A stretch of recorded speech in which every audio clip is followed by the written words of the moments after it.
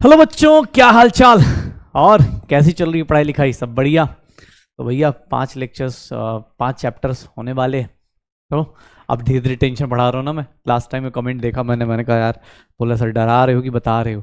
भाई डरा नहीं रहा हूँ, बस समझा रहा हूँ, ठीक है। एक बड़े भाई के नाते जो मेरा काम हो सकता है, एक टीचर के नाते जो मेरा फर्ज हो सकता है, वो मैं बस समझा रहा हूँ कि भैया ये चीज़ें करनी है, आपको इस तरह से चीज़ों को देखना है, आपको इस तरह से चीज़ों को अटेम्प्ट करना है। क्वेश्चंस ऐसे ट्राई कीजिए, जितने हो सकते हैं अटेम्प्ट कीजिए। लास्ट क्लास में हमने थर्मोडायनेमिक्स स्टार्ट किया था और बहुत सारी चीज़ें देख भी ली थी। हमने देखा था सिस्टम क्या होता है, सराउंडिंग क्या होता है। हमने देखा सिस्टम क्या होता है, सराउंडिंग क्या होता है। सिस्टम और सराउंडिंग को मिला देते हैं तो सर इसको हम बोल देते हैं यूनिवर्स बोल देते हैं। और सर सिस्टम और सराउंडिंग के बीच में जो बाउंड्री होती है वो भी देखी थी कि सर बाउंड्री कितने टाइप की होती है? 2 टाइप की, heat conducting, heat insulating. Heat conducting वाले को बोलते हैं डायाथर्मिक, हीट इंसुलेटिंग वाले को क्या बोल देते हैं सर? एडियाबेटिक। यही सब चीजें पड़ी थी। उसके बाद मुझे बोला गया कि सर सिस्टम 3 टाइप के, कौन कौन से? Open closed isolated. Open closed isolated, open वाला क्या हो जाएगा सर? जिसमें मास और एनर्जी एक्सचेंज हो जाएगा। क्लोज्ड वाला क्या होगा? जिसमें मास एक्सचेंज नहीं होगा, एनर्जी एक्सचेंज होगा। सर आइसोलेटेड सिस्टम क्या होगा सर? जिसमें कुछ भी एक्सचेंज नहीं होने वाला है, तो वो क्या हो जाएगा? Open closed end isolated. Homogeneous और हेट्रोजीनियस सिस्टम क्या है? जहां पर सर दोनों सेम सिस्टम में हो, सेम टाइप के फेज में हो, गैस गैस हो, रिएक्टेंट प्रोडक्ट सबके सब सेम फेज में हो, होमोजीनियस। हेट्रोजीनियस क्या हो जाएगा सर आपके लिए? Heterogeneous is nothing. हेट्रोजीनियस में अगर बात करेंगे तो हेट्रोजीनियस में हम लोगों के पास क्या आने वाला है? तो हेट्रोजीनियस में देखना, ध्यान सुनना, हेट्रोजीनियस में क्या आ जाएगा? तो हेट्रोजीनियस इज नथिंग। अगर मैं बात करूं हेट्रोजीनियस की, तो हेट्रोजीनियस में कुछ नहीं, आपके पास अलग अलग फेज आ जाएंगे, हेट्रोजीनियस सिस्टम हो जाएंगे।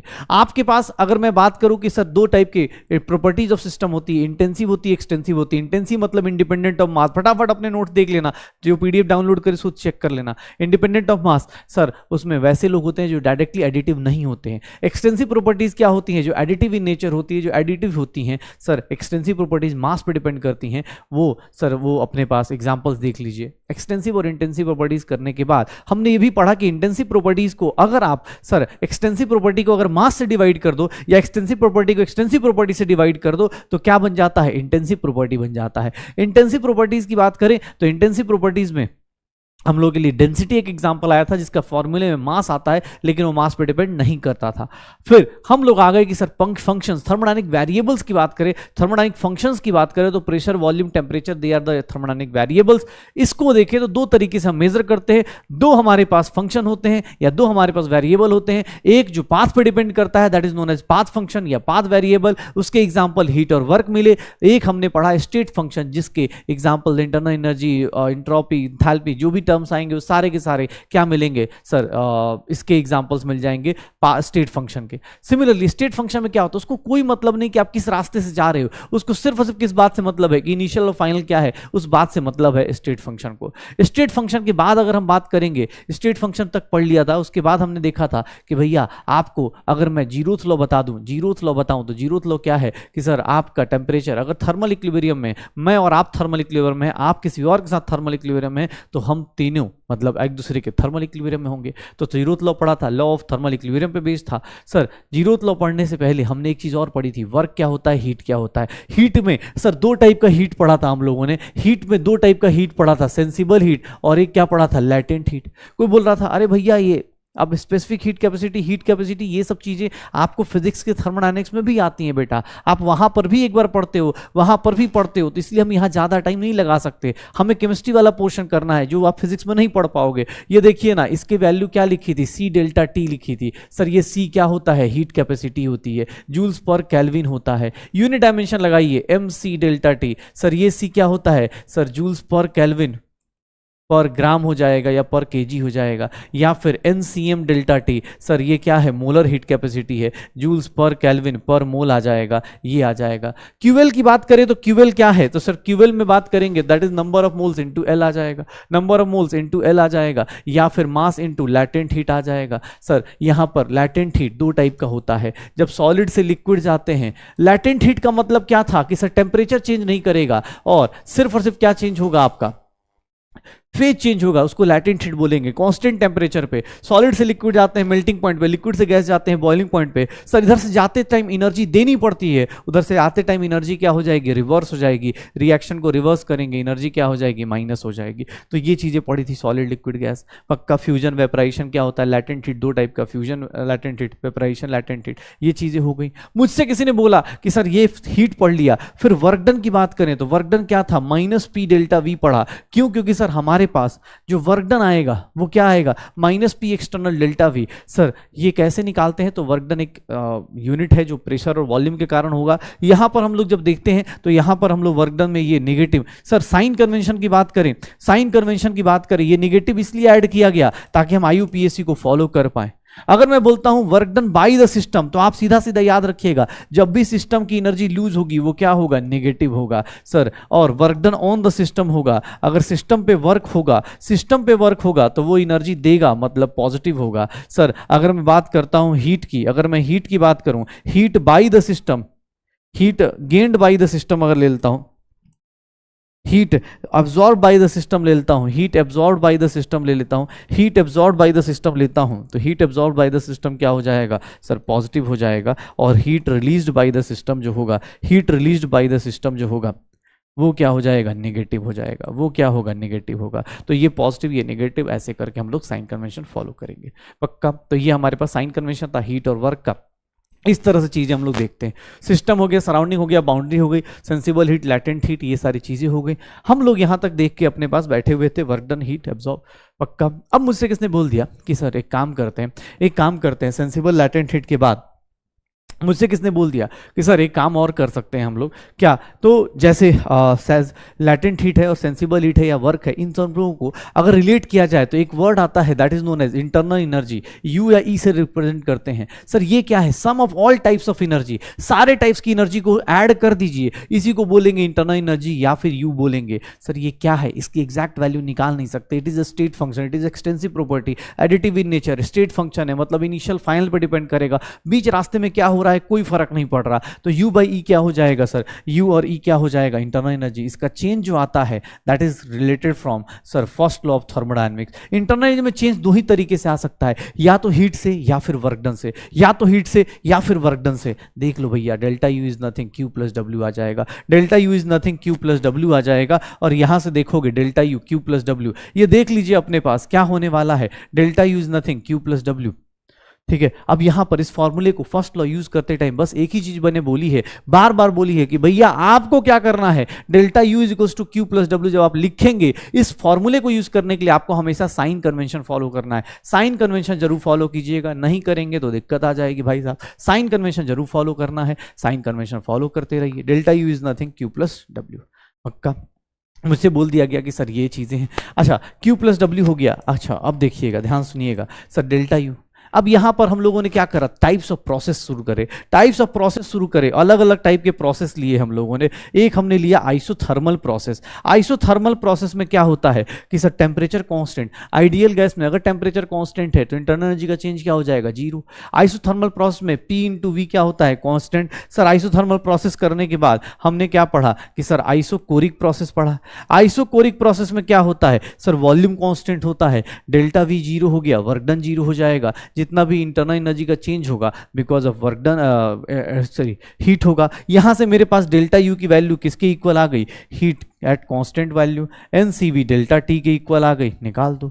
सर थर्ड वन हम लोग बात करें तो आइसोबारिक की बात करते हैं। आइसोबारिक मतलब क्या हो जाता है सर, यहां पर डेल्टा एच टर्म आ जाएगा, delta U plus P delta V, या फिर इसी को हम लोग क्यूपी बोल देते हैं, एनसीपी डेल्टा टी भी बोल देते हैं। सर फॉर्मूले की लिस्ट लगी हुई है आज, इसीलिए थर्मोडायनेमिक्स बेटा चैप्टर, थर्मोडायनेमिक्स चैप्टर जो है ना बहुत ज़्यादा फॉर्मूलाज के साथ आता है। प्लीज़ ट्राई कीजिएगा, साइड बाय साइड अपने शॉर्ट नोट्स या फॉर्मूला शीट बना लीजिए ताकि आपका काम हो जाए। आइसोबारिक में ये टर्म आ गया, एंथैल्पी का चेंज। अगर मैं बात करूं कि सर एडियाबेटिक में बात की जाए तो एडियाबेटिक में क्या आएगा सर, एडियाबेटिक में देखेंगे तो हीट ट्रांसफर क्या हो जाएगा, zero. Sir delta U is nothing, work done adiabatic हो जाएगा, या फिर इसी को लिख देते हैं एनसीवी डेल्टा टी लिख देते हैं। सर उसके बाद हमने क्या पढ़ा, साइक्लिक प्रोसेस पढ़ा। साइक्लिक प्रोसेस में स्टेट फंक्शन का चेंज क्या हो जाता है, जीरो। क्यों? क्योंकि किसी भी साइक्लिक प्रोसेस का मतलब ये होता है कि इनिशियल और फाइनल स्टेट क्या हो जाए, सेम। इनिशियल और फाइनल स्टेट सेम हो गया मतलब आपका जो चेंज इन स्टेट फंक्शन है वो जीरो, क्योंकि इनिशियल और फाइनल स्टेट सेम है, तो चेंज इन प्रोसेस क्या हो जाएगा, जीरो। साइक्लिक प्रोसेस ऐसे जीरो। फिर अगर मैं बात करूं सिक्स्थ वन, तो सिक्स्थ वन में क्या हो जाएगा, ये साइक्लिक हो गया। नेक्स्ट वन सिक्स साइक्लिक के बाद हम लोग बात करें ये isothermal, isochoric, isobaric, adiabatic, cyclic. और नेक्स्ट वन हम लोग बात करेंगे सिक्स के बाद हाँ ये फ्री एक्सपेंशन। फ्री एक्सपेंशन क्या था सर? फ्री एक्सपेंशन या फिर इसको हम वैक्यूम बोल दें, फ्री एक्सपेंशन या फिर हम वैक्यूम बोल दें, तो फ्री एक्सपेंशन और वैक्यूम में क्या होता है कि सर आपका फ्री एक्सटर्नल जीरो हो जाता है। पी एक्सटर्नल जब जीरो होगा तो वर्क डन आपका क्या हो जाएगा, जीरो। पी एक्सटर्नल जीरो मतलब वर्क डन क्या हो गया, जीरो। सर उसके बाद हमने एक और चीज देखी सर, एक बहुत ही स्लो चले, एक बहुत ही स्लो चले तो उसको क्या बोलेंगे, रिवर्सिबल। और बहुत ही फास्ट चले उसको क्या बोल देंगे, इरिवर्सिबल। रिवर्सिबल, इरिवर्सिबल ये इनफाइनाइट टाइम में होगा, ये फाइनाइट टाइम में होगा। रिवर्सिबल क्या है कि इतना स्लो चले, इतना स्लो चले कि तुम छोड़ ही दो उसका साथ, क्या भाई छोड़ यार इसको कौन पढ़ता है, ठीक है। इरिवर्सिबल मतलब एक झटके में काम हो रहा हो तो उसी को क्या बोल देंगे, इरिवर्सिबल बोल देंगे। ये रिवर्सिबल हो गया, ये क्या हो गया, इरिवर्सिबल हो गया। श्योर हो? तो ये सब चीजें होंगी, छोटी छोटी और प्यारी प्यारी सी चीजें, आप इसको करते रहिए पक्का। यही सब पढ़ा था हमने, सारे टाइप्स के प्रोसेस पढ़ लिए थे, चीजें कर ली थी। फिर हमने लास्ट में क्या देखना शुरू करा, इंथैल्पी देखना शुरू करा, उसकी वैल्यू निकाली थी। तो इंथैल्पी की वैल्यूज निकालेंगे तो डेल्टा एच की वैल्यू जो आई थी, delta U plus P2 V2 minus P1 V1 आया था, और delta U plus P delta V आया था, या फिर delta U plus delta NGRT भी लिख देते हैं, लेकिन ये सिर्फ और सिर्फ आइडियल गैस के लिखते हैं। डेल्टा H का एक और वैल्यू था QP NCP डेल्टा T, ये सब था। तो यही था हम लोगों के पास, सारे के सारे फॉर्मूलाज यही हैं। पक्का 10 मिनट लगा, रिवाइज करके खत्म। अब हाँ, रिवाइज आपको ऐसे ही करना होता है भाई, आपको बोले सर एक एक चीज लिख लिख के करिए, बहुत डिफिकल्ट हो जाएगा, ठीक है। ये देख लो, ऐसे ही रिवाइज करना है। चलिए क्वेश्चंस कीजिए फटाफट। सर थर्मली इंसुलेटेड, ध्यान सुनिएगा, जब भी थर्मोडायनामिक्स का क्वेश्चन कीजिएगा यहां वर्ड्स का ध्यान रखिएगा। थर्मली इंसुलेटेड मतलब हीट ट्रांसफर कितना हो गया, जीरो। हीट खोजो कहां कहां जीरो है, हीट कहां कहां जीरो है, ये ऑप्शन हटा दो, हीट जीरो हो गया। क्या बोल रहा है सर, एक लिक्विड को स्टीयर कर रहे हैं by a mechanical linkage to a motor in the surrounding for this process, क्या होगा सर? एक बात बताइए, हीट जीरो है सर, क्या कर रहे हैं, स्टीयर किया जा रहा है लिक्विड को by a mechanical motor to a surrounding, मतलब आप कैसे लिक्विड पे क्या कर रहे हैं, उसको उसके ऊपर वर्क कर रहे हैं, मतलब ऐसे ऐसे रोटेट कर रहे हैं, रोटेट कर रहे हैं किससे, अ सैंपल ऑफ लिक्विड को लगातार स्टीयर कर रहे हैं, तो सैंपल ऑफ लिक्विड को लगातार स्टीयर, तो work done on the system है। Work done on the system मतलब क्या हो गया, work done on the system मतलब क्या हो गया अपने पास, work done on the system क्या आ जाएगा, work done on the system positive होगा, ऑब्वियस है। हीट जीरो हो गया, इंटरनल एनर्जी क्या हो जाएगी, ग्रेटर देन जीरो। छोटे छोटे क्वेश्चन है, चलिए अटेम्प्ट कीजिए, एनसीईआरटी का क्वेश्चन है। स्टेट फंक्शन क्या होता है जो सर सीधा सीधा किस पे डिपेंड करता है, जो उसकी वैल्यू इंडिपेंडेंट ऑफ पाथ होती है। वीडियो पॉज कीजिए, अटेम्प्ट कीजिए। एडियाबेटिक कंडीशन है, करेक्ट कंडीशन क्या होगी, एडियाबेटिक का मतलब क्या हो जाता है, heat is equals to zero हो जाता है। कंबशन ऑफ मीथेन करेंगे, मीथेन गैस का कंबशन ऐसे, अब ये सब चीजें आपको आनी चाहिए। मीथेन गैस का जब कंबशन करते हैं तो आपको क्या करना होता है, CO2 गैस प्लस 2H2O, ये देख लो सर। डेल्टा एनजी निकाल के चेक कर लो, डेल्टा एनजी कितना होगा, डेल्टा एनजी कितना होगा, डेल्टा एनजी याद करो 1 - 3 कितना हो गया, -2। याद है डेल्टा एनजी अगर लेस देन जीरो है तो इसका मतलब डेल्टा एच की value less than delta U हो जाएगी। कल ही लिखवाया था delta H less than delta U, तो ये क्या हो गया, ये C is the correct answer, C is the correct answer. Which has maximum internal energy at 290 kelvin. Internal energy की मैक्सिमम वैल्यू कैसे निकालेंगे सर, देखिएगा इंटरनल एनर्जी की मैक्सिमम वैल्यू क्या होती थी, NCV डेल्टा टी होती थी, यही होगा maximum value. Sir delta T temperature constant है, नंबर ऑफ मोल्स भी ले लेंगे। सीवी की वैल्यू देखिएगा, सीवी की value sir, neon mono atomic gas है, नियॉन गैस मोनो एटॉमिक है, इसके सीवी की वैल्यू क्या लिखी गई थी, 3/2R। सर नाइट्रोजन गैस का सीवी की वैल्यू क्या लिखी गई थी, 5/2R। सर ओजोन गैस का O3 है तो इसके केस में नॉन लीनियर है, तो इसके केस में सीवी की वैल्यू क्या थी, 3R थी।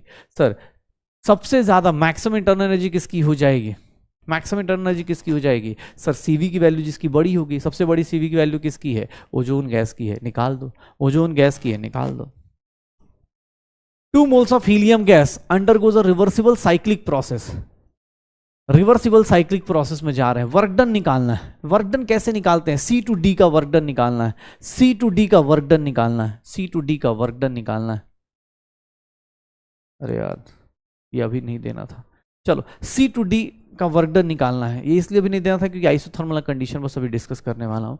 सी टू डी का वर्क डन निकालना है। बहुत सारे लोग इसका जीरो ऑप्शन टिक करते हैं, नहीं ये जीरो नहीं टिक करना है। क्यों? क्योंकि उसके पीछे का रीजन है, सर आप जो कर्व बना रहे थे कल तक, जो ग्राफ बताया गया था वो पीवी कर्व बताया गया था, लेकिन आज प्रेशर और टेम्परेचर का कर्व है। ये देख लीजिए, ये प्रेशर है, इधर क्या है? टेम्परेचर है। प्रेशर और टेम्परेचर का कर्व है, तो प्रेशर और टेम्परेचर के कर्व में सर यहाँ पर ये चीज मन नहीं बोल सकते कि वर्टिकल लाइन, ये वर्टिकल लाइन नहीं है सर, इसमें वॉल्यूम कांस्टेंट नहीं हो रहा कि कोई जीरो बोल दे, जीरो नहीं होगा। इसकी वैल्यू कैसे आएगी अभी थोड़ी देर बाद निकाल देंगे, इसकी वैल्यू कैसे आएगी थोड़ी देर बाद निकाल दी जाएगी।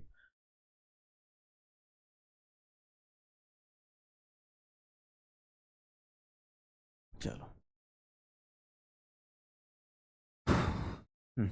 ये देखिएगा ग्राफ का question, which heat absorb by a system in a cyclic process. Sir heat absorb कैसे निकालेंगे? हीट एब्जॉर्ब कितना आएगा? जितना इसका वर्क डन होगा। क्यों? क्योंकि सर साइक्लिक प्रोसेस में डेल्टा यू की वैल्यू कितनी हो जाएगी? जीरो। तो सर डेल्टा यू जीरो, तो Q is equals to minus of work done, यही होगा शायद। तो वर्क डन कितना होगा? वर्क डन कितना होगा निकालो। सर ये area of triangle, area of circle निकालेंगे। ध्यान सुनिएगा बेटा, इस क्वेश्चन को स्टार मार्क कर देता हूं। इस क्वेश्चन को आप फिजिक्स में भी करेंगे, यहां पर भी बता रहा हूं। स्टार मार्क इसलिए क्योंकि देखना यहां पर तुम्हें लगेगा कि सर इधर का रेडियस और इधर का रेडियस बराबर है। सर ये सर्कल नहीं है। क्यों? क्योंकि सर सर्कल में रेडियस का यूनिट भी सेम होता है, ये सर्कल नहीं है, आप गलती करेंगे। सर एलिप्स है ये। इधर देखिए कितने का है, इसका कितना होगा? सर 10 किलो पास्कल का इधर रेडियस है, और इधर कितने का रेडियस है? इधर भी 10 लीटर्स का रेडियस है। सर देख लीजिए, सर्कल नहीं है, ये एलिप्स है। तो एरिया कैसे निकालेंगे? एरिया ऑफ कर्व से निकालेंगे, पाई इंटू ए इंटू बी। सर पाई की वैल्यू बाद में पुट करेंगे, पाई की जरूरत हमें है नहीं। ए की वैल्यू देख लीजिए, किसी एक साइड का किलो पास्कल है, तो सर उसको क्या करेंगे? पास्कल में कन्वर्ट करेंगे, एसआई यूनिट में। और लीटर्स है तो 10 लीटर्स का जो रेडियस है उसको भी किस में कन्वर्ट करेंगे? सर सेंटीमीटर क्यूब में। तो 10 इंटू 10 की पावर -3 मीटर क्यूब। तब जाके एसआई यूनिट आएगा, तब जाके एसआई यूनिट आएगा। और कितना आ जाएगा? 100 पाई जूल्स आ जाएगा। एरिया कितना आ जाएगा? 100 पाई जूल्स आ जाएगा। कितना जूल्स आ जाएगा? 100 पाई जूल्स आ जाएगा। कितना आ जाएगा? 100 पाई आ जाएगा। कितना आ जाएगा? 100 पाई आ जाएगा। ठीक है, 100 पाई आ जाएगा। ठीक है, ओके, 100 पाई आ जाएगा। श्योर हो? तो ये अपने पास हीट एब्जॉर्ब्ड हो गया। ये देखना, ये अपने पास ऐसा क्वेश्चन दिया हुआ है, एंथैल्पी चेंज निकालना है। एंथैल्पी चेंज दिया हुआ है, डेल्टा यू निकालना है। डेल्टा यू क्या होगा? Delta H minus delta N G R T होगा। डेल्टा एन जी इस रिएक्शन का कितना है? डेल्टा एन जी निकालो। सर कितने गैसियस मोल्स हैं प्रोडक्ट में? 2 गैसियस मोल्स लेना है, लिक्विड को मत लेना। 2 माइनस कितना हो जाएगा? 3। कितना हो जाएगा? -1 होगा। सर डेल्टा एच की वैल्यू कितनी है? माइनस माइनस प्लस हो गया। आर की वैल्यू सर 8.314 जूल्स में नहीं पुट करना है, 1000 में मल्टीवाइडेड करूंगा। क्यों? क्योंकि वो किलो जूल्स में है, तो इसको भी किलो जूल्स में लेना पड़ेगा। और टेम्परेचर कितना है? 300। सर ये देख लो कितना आ गया।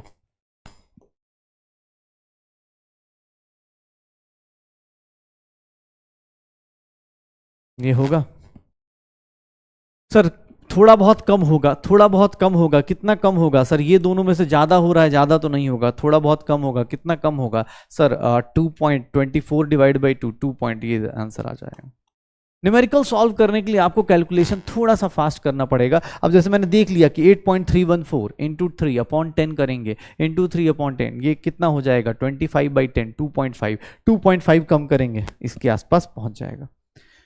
ये देखिएगा इंटरनल एनर्जी का चेंज दिया हुआ है लीटर एटीएम में, डेल्टा एच का पूछा जा रहा है। यहां पर इस क्वेश्चन को भी बार बार बोल रहा हूं बेटा, ध्यान सुन लेना, क्योंकि यहां पर प्रेशर वॉल्यूम दोनों चेंज हो रहे हैं। तो डेल्टा एच की वैल्यू जो होगी सर आप कौन से इक्वेशन से निकालेंगे? P2V2 माइनस P1V1, इस तरीके से निकालेंगे। ऐसा क्यों? क्योंकि देख लो इस कंडीशन में, इस कंडीशन में क्या हो रहा है? प्रेशर और वॉल्यूम दोनों ही चेंज हो रहा है। तो डेल्टा एच की वैल्यू क्या होगी? Delta U plus P2V2। Delta U की वैल्यू कितनी है? 30 लीटर एटीएम। P2V2 की वैल्यू कितनी है? Sir P2V2 is 4 into 5 minus sir 2 into 3, क्या हो जाएगा? 20 माइनस 6, कितना हो जाएगा? 44 लीटर एटीएम, यही आ जाएगा। डेल्टा एच की वैल्यू कितनी आ जाएगी? 44 लीटर एटीएम आ जाएगा। क्या आंसर आ जाएगा? सी इज द करेक्ट आंसर आ जाएगा। सी इज द करेक्ट आंसर। ये एनसीईआरटी का क्वेश्चन है, एनसीईआरटी का क्वेश्चन है, सब्जेक्टिव क्वेश्चन है। अटेम्प्ट कीजिए, खत्म कीजिए कल का टॉपिक। चलिए जल्दी। रिएक्शन ऑफ साइनामाइड, अब देख लो भाई, रिवीजन भी करा रहा हूँ, क्वेश्चंस भी बहुत सारे करा रहा हूँ भाई। तो जो लोग भी तड़पते हैं कि सर क्वेश्चन ज़्यादा हो, सॉरी टाइम ज़्यादा हो जाता है, भाई इसके पीछे रीजन है। ये क्वेश्चंस नहीं कराऊंगा तुम ही बोलोगे कि सर आपने क्वेश्चन कम कराए। ये देख लो सर, 2 माइनस कितना हो गया, कितने मोल्स हो गए इधर? 1 + 3/2, यही होगा शायद। 2 माइनस 5/2 कितना हो गया? -1/2। Sir delta H is nothing, delta U plus delta एनजीआरटी। क्या हो गया सर? ये -742.7 किलो जूल्स। डेल्टा एनजी की वैल्यू देखोगे तो ये कितना हो गया? -1/2। आर की वैल्यू 8.314 किलो जूल्स में पुट करनी है, 1000 इंटू टेम्परेचर 298, यही लेंगे। कर दो, जो भी आएगा जितना भी आएगा। ऑब्वियस एनसीईआरटी क्वेश्चन है, वो सब्जेक्टिव क्वेश्चन है, उसको हमें करने की जरूरत नहीं पड़नी चाहिए। पक्का? बस यही है अपने पास। लास्ट क्लास में जो किया था भैया 20-22 मिनट में आपके सामने है। अब आज की क्लास चालू करते हैं, ठीक है? आज की क्लास चालू करते हैं। हाँ, 1-2 बच्चे कमेंट पढ़ा था मैंने, बोलता है सर बहुत फास्ट जाता है, ये हो जाता है। भाई देख यार, अब तो तू खुद ही रिस्क ले रहा है। तू ये सोचना भाई, तूने खुद रिस्क लिया है, बहुत सारे बच्चे कर रहे हैं भाई, तू कैसी बात कर रहा है? इस बैच में मुझे पता है, मैं कुछ लोगों से कहीं कहीं से कुछ नंबर निकाल लिया तो व्हाट्सएप पे कनेक्ट हो जाते हैं और बताते रहते हैं कि हाँ सर ज़िंदगी ऐसी चल रही है, माना कि बदहाल चल रही है, लेकिन इतना पता है 5 मई के बाद ज़िंदगी बदलने वाली है, ठीक है ना? तो कोशिश कीजिए आप भी बदलिए भाई साहब। और ये स्ट्रगल तभी तो होगा ना, स्ट्रगल से ही तो आदमी बनेगा। इसमें बहुत सारे बच्चे, मतलब मुझे अब पता चला, मुझे लग रहा था कि क्रैश कोर्स में कुछ ऐसे बच्चे भी हैं जो किसी कॉलेज में बैठे हुए हैं और उनको बस थोड़ा जल्दी करना है। तो सोचो, वो भी अपने आप को अपग्रेड करना चाहते हैं कि भाई बीएमएस मिला है, ये मिला है, वो मिला है, वो करना चाहते हैं। सोचो कंपटीशन फाइट, सोचो वो कॉलेज के साथ साथ ट्राई कर रहे हैं। अगर अकेले ट्राई कर रहे हैं तो फिर तो आप तो दम लगाइए, आप इतना एक्सक्यूज क्यों दे रहे हैं? ठीक है, हाँ सर मेहनत कीजिए, एक्सक्यूज से काम नहीं चलेगा। चलिए शुरू कीजिए। आपके सामने देखिए ना, हम लोग कितनी जोर जोर से चिल्लाए जा रहे हैं सर, 12-25 मतलब कम से कम 20 घंटे का चैप्टर 3 घंटे 4 घंटे में खत्म कर रहे हैं। हमारे सोचो कितना मेहनत है, ठीक है? लगातार बोले जा रहे हैं, बोले जा रहे हैं, बोले जा रहे हैं। मैं ये वाले क्रैश कोर्स की क्लास के बाद निकलता हूँ, मुझे लगता है क्या किया यार मैंने। हाँ चलो देखो, कोई बात नहीं, अरे हो जाएगा। चलो देखो, मुझे बोला गया सर डेल्टा एच की बात करते हैं, तो डेल्टा एच क्या हो जाता है? Delta H is nothing delta U plus P delta we. Sir delta H को क्या बोला जाता है? Heat at constant pressure. इसको क्या बोला जाता है? Heat at constant volume.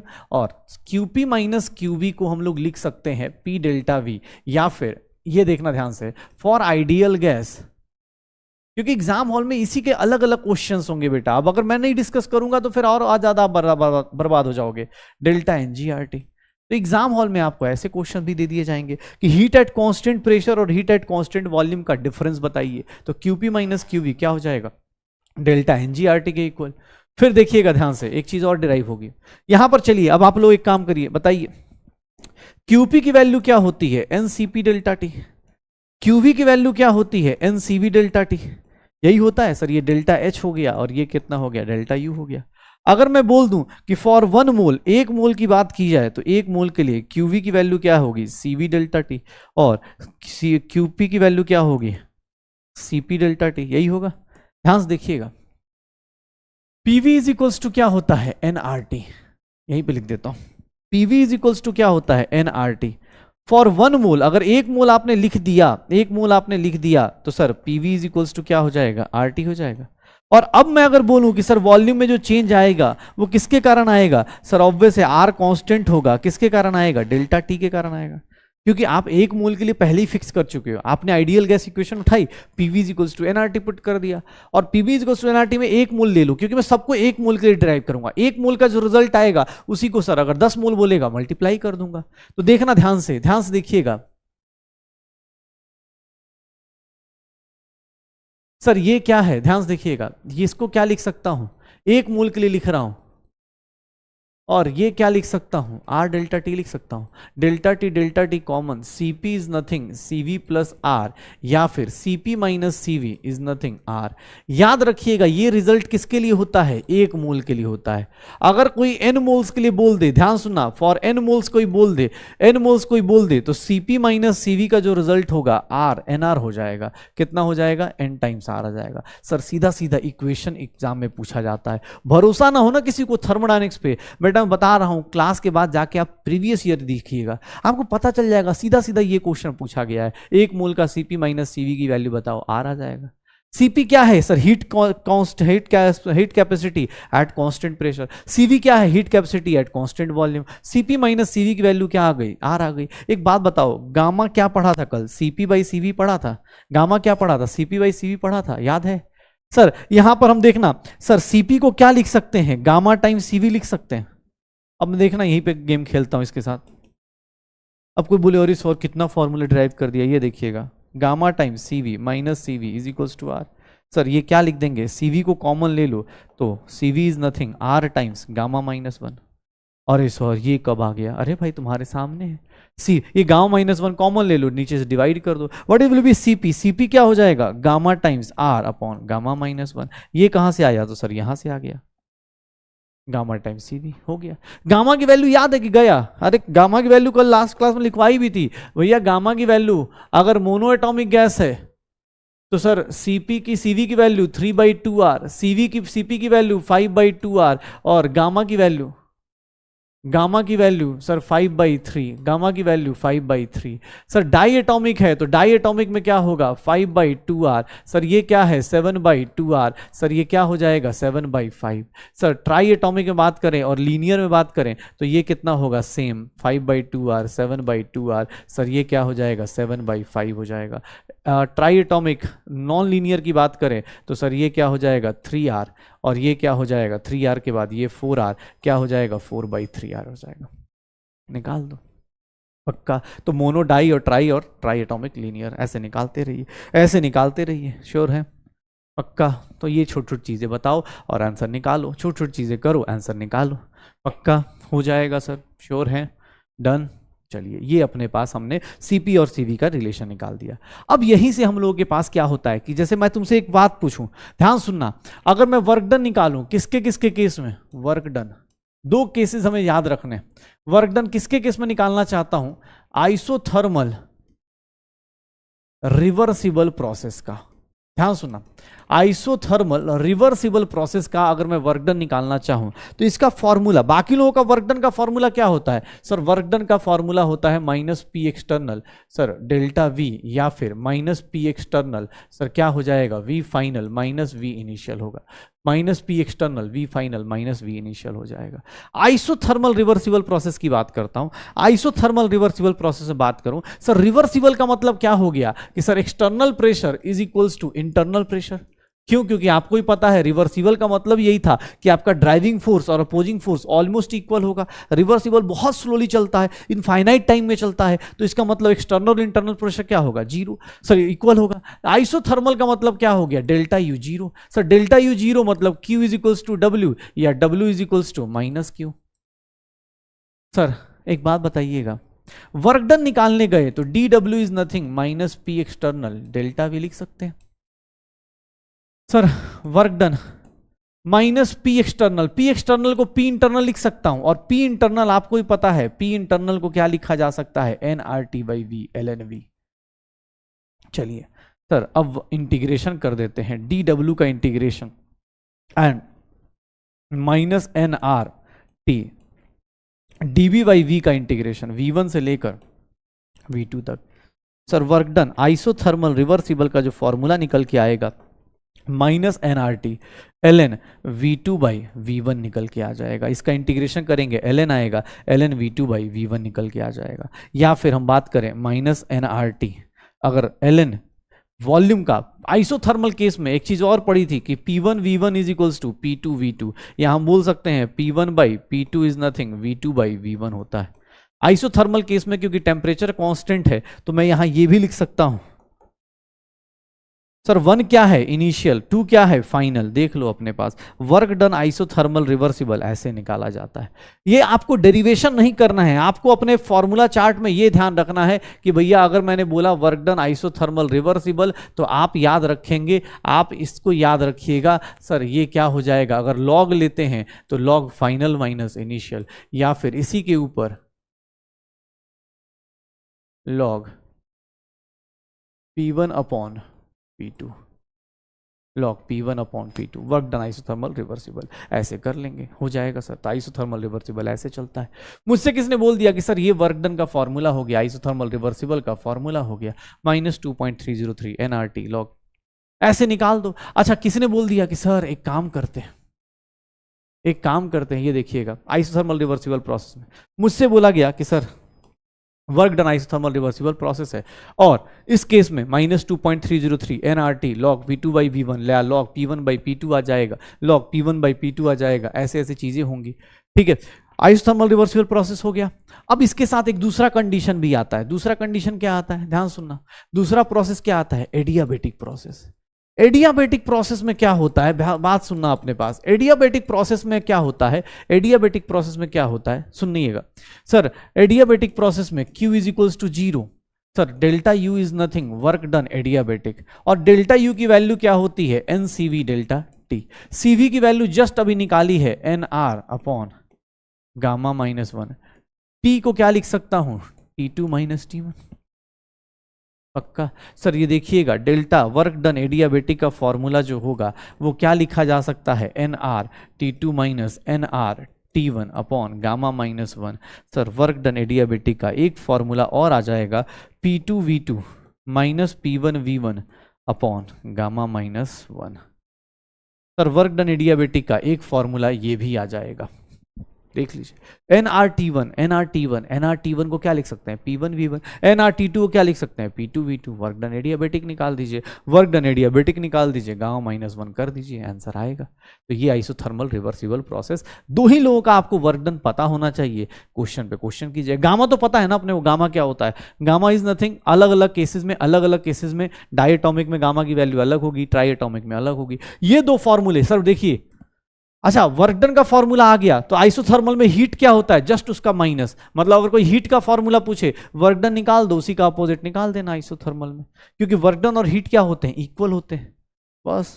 चलो देखो क्वेश्चन क्या है सर, देखिएगा isothermal reversible 1/10 of its original volume, V1 क्या है V, तो V2 क्या हो गया V/10 हो गया।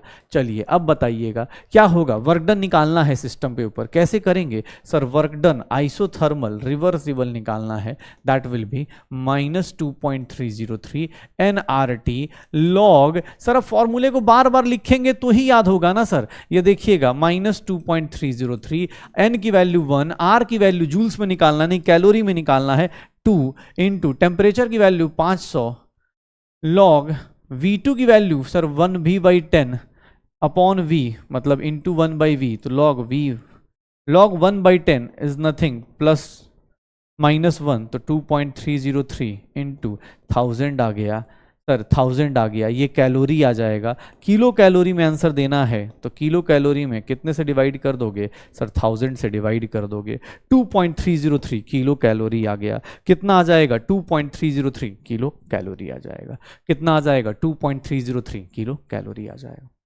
पक्का निकाल दो।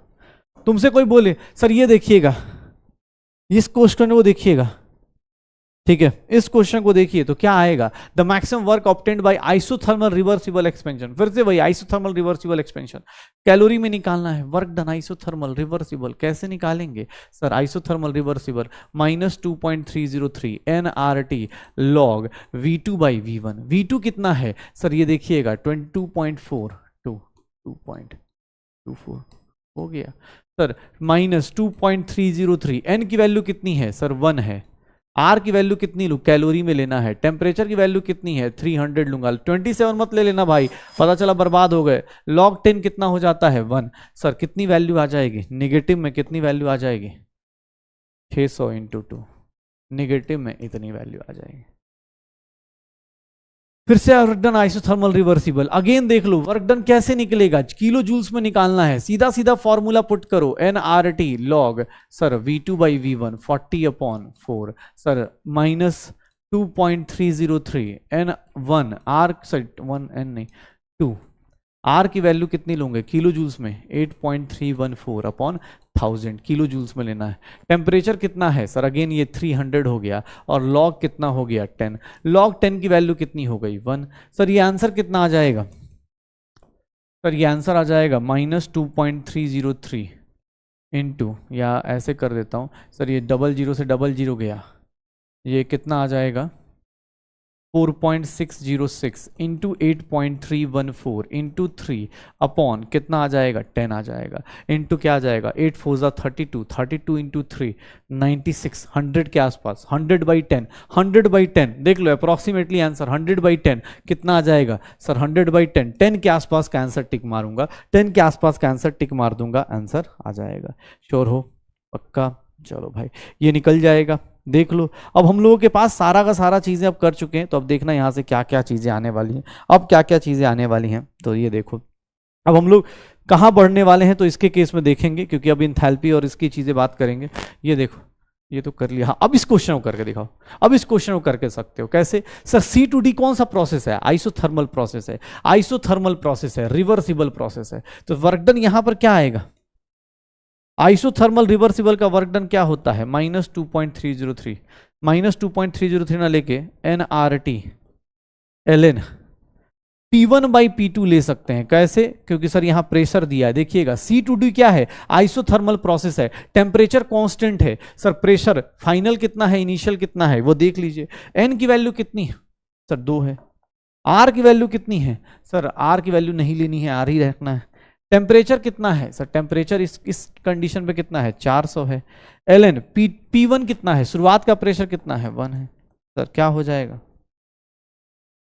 -800R ln 2 आ जाएगा, -800R ln 2 आ जाएगा, -800R ln 2 आ जाएगा, तो ये आ जाएगा -800R ln 2 आ जाएगा। तो ये देख लो एडियाबेटिक का केस देखो, एडियाबेटिक में क्या करोगे, एडियाबेटिक रिवर्सिबल कंडीशन है, क्या होगा वर्क डन, अभी जस्ट फॉर्मूला पढ़ा, NCV डेल्टा टी लगा सकते हैं, NCV डेल्टा टी लगा सकते हैं, NCV delta T work done adiabatic क्या होता है, NCV delta T sir N की वैल्यू कितनी है 2 मोल, CV की वैल्यू कितनी दी है 12.5 जूल्स, और डेल्टा टी की वैल्यू करोगे तो सर 200 -300 हो गया, तो ये निगेटिव आंसर आएगा वर्क डन एडियाबेटिक का, ये कितना हो गया -25 × 100, ये जूल्स में आएगा, इसको किलो जूल्स में कन्वर्ट करना है तो -2.5 किलो जूल्स, कितना आ जाएगा -2.5 किलो जूल्स आ जाएगा, -2.5 किलो जूल्स निकाल दो। यहां पर देखेंगे sir work done by the system है, work done by the system, question पढ़िए, वीडियो पॉज कीजिए, क्वेश्चन पढ़िए, सर ये कितना हो जाएगा 75 calorie, sir work done by the system मतलब work done by the system को क्या लिखेंगे -75, सर यहां पर देखेंगे नंबर ऑफ मोल्स दिया है, टेम्परेचर बताना है, सर आर की वैल्यू दी हुई है, क्या लेंगे मोनो एटॉमिक गैस है, मोनो एटॉमिक गैस है, तो मोनो एटॉमिक गैस में आर की वैल्यू दी हुई है, क्या लिख सकते हैं n की वैल्यू कितनी है 0.10, CV की वैल्यू कितनी होगी 3/2R, यही होगा CV की वैल्यू मोनोटॉक में 3/2R, और डेल्टा T मतलब initial final minus initial, final temperature minus initial temperature, यही होगा। केल्विन में लेना है, टेम्परेचर हमेशा जिंदगी में कसम खा लो केल्विन में लेना है भैया, उससे पहले नहीं लेना है, तो ये देख लीजिए सर, ये R की वैल्यू कैलोरी में पुट करेंगे तो R की वैल्यू कैलोरी में कट हो गई, ये देख लीजिए sir -75 is nothing 0.3 into T - 500, sir ये इधर आ गया, या इसको ऐसे कर देता हूं 10, तो ये माइनस कितना आ जाएगा 250 इज T - 500, तो T की वैल्यू कितनी आ जाएगी ये +500, फाइनल टेम्परेचर कितना आ जाएगा 250 केल्विन आ जाएगा, फाइनल टेम्परेचर कितना आएगा 250 केल्विन आ जाएगा, तो सिस्टम का फाइनल टेम्परेचर कितना आ जाएगा 250 केल्विन आ जाएगा, निकालते रहो। इस साल का क्वेश्चन, 2022 का क्वेश्चन, 2023 का question, which are the following represent maximum work done. कौन सा मैक्सिमम वर्क डन होगा? सर कुछ नहीं, ग्राफ को देखिए, मैक्सिमम वर्क डन कहां से आएगा? सर पीवी का कर्व का एरिया देख लीजिए, किसमें सबसे ज्यादा कर्व एरिया दिख रहा है? सबसे ज्यादा एरिया किसमें दिख रहा है? सर सी में दिख रहा है, पीवी एरिया सबसे ज्यादा दिख रहा है, यही मैक्सिमम वर्क डन होगा। तो वर्क डन निकालते रहिए। ये देख लीजिए सबसे, ये इस साल का क्वेश्चन, मतलब क्या बोला जा रहा है? एक मोल के लिए सीपी माइनस सीवी किसके इक्वल होता है? आर के इक्वल होता है। सीपी माइनस सीवी किसके इक्वल होता है? आर के इक्वल होता है। कर लो भाई, तुम्हारी मर्जी, अब तुम जितना लिखोगे उतना करते चले जाओ। फर्स्ट लॉ की लिमिटेशन क्या है? सर फर्स्ट लॉ अपना फिनिश हो रहा है, फर्स्ट लॉ अपना फिनिश हो रहा है। फर्स्ट लॉ की लिमिटेशन क्या आएगी? सर फर्स्ट लॉ की लिमिटेशन ये है कि ये ना सिर्फ और सिर्फ क्या बताता है, अगर मैं लिमिटेशन ऑफ फर्स्ट लॉ की बात करूं कि भाई ये लिमिटेशन क्या आ जाएगी, अगर इसके केस में बात की जाए कि फर्स्ट लॉ क्यों फेल हुआ, तो उसके फेल होने का मेजर रीजन था कि भैया ये सिर्फ और सिर्फ क्या बताता है, ये सिर्फ और सिर्फ क्या बताता है? डायरेक्शन बताता है। ये सिर्फ और सिर्फ क्या बताता है? सर ये ना डायरेक्शन बताता है, एग्जैक्ट लॉ नहीं बता पाएगा। मतलब सर इसका क्या होगा? It does not tell about feasibility of process. ये बता देगा हाँ भाई एनर्जी कितना, फिजिबिलिटी, या फिर हम बोल सकते हैं स्पॉन्टेनियस नेचर ऑफ प्रोसेस। ये कुछ भी नहीं बता रहा, स्पॉन्टेनियस है नहीं है, ये कुछ भी नहीं बता रहा। ये सिर्फ और सिर्फ किस पे बेस्ड है? It is based on conservation of energy. Energy conservation पे बेस्ड है।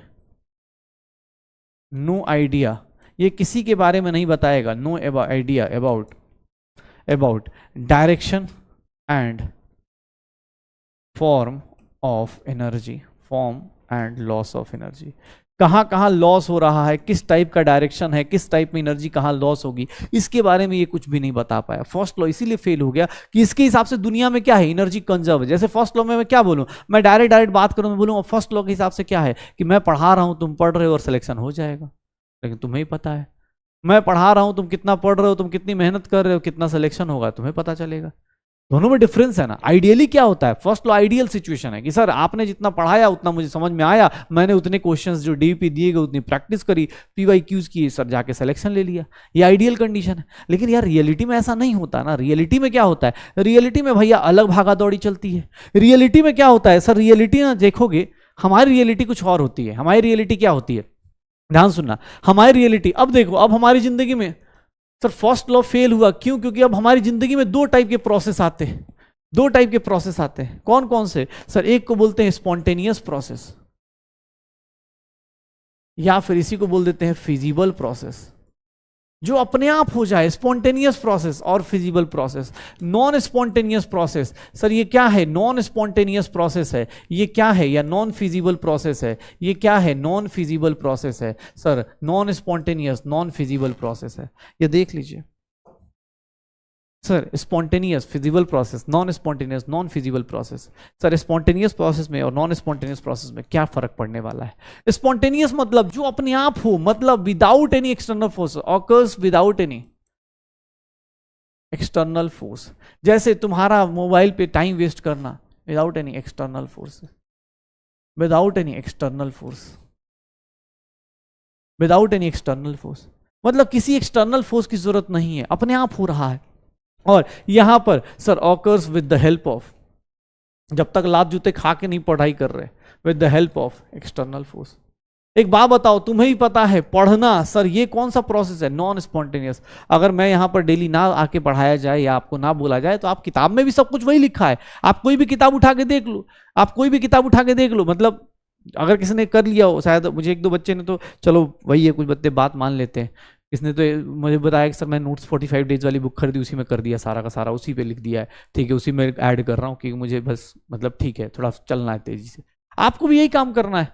अब जो कर रहा है वो जल्दी जल्दी कर रहा है, जो नहीं कर रहा वो बैठा हुआ है स्पॉन्टेनियस। अरे सर आपको क्या बोल रहा है कि सर अपने आप का, इसका कब होगा स्पॉन्टेनियस? कब होगा? जब आपका ड्राइविंग फोर्स अच्छा होगा। ये कब होगा? ड्राइविंग फोर्स अच्छा होगा। अब ड्राइविंग फोर्स ज्यादा होगा, इसमें क्या होगा? ड्राइविंग फोर्स जो होगा ना, ड्राइविंग फोर्स जो होगा, अब ड्राइविंग फोर्स क्या होता है वो भी बात करेंगे। ड्राइविंग फोर्स ज्यादा होगा अपोजिंग फोर्स से। यहां पर क्या होगा सर?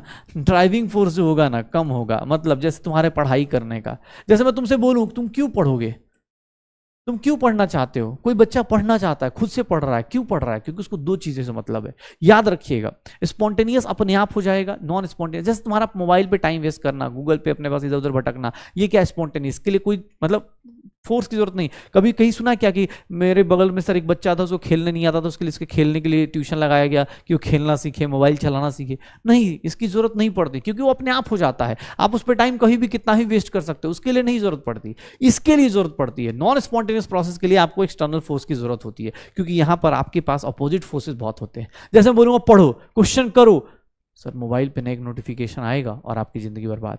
ठीक है, तो वही वाली हालत है सर। नॉन स्पॉन्टेनियस प्रोसेस जो होता है, इसमें एक्सटर्नल फोर्स की जरूरत पड़ती है।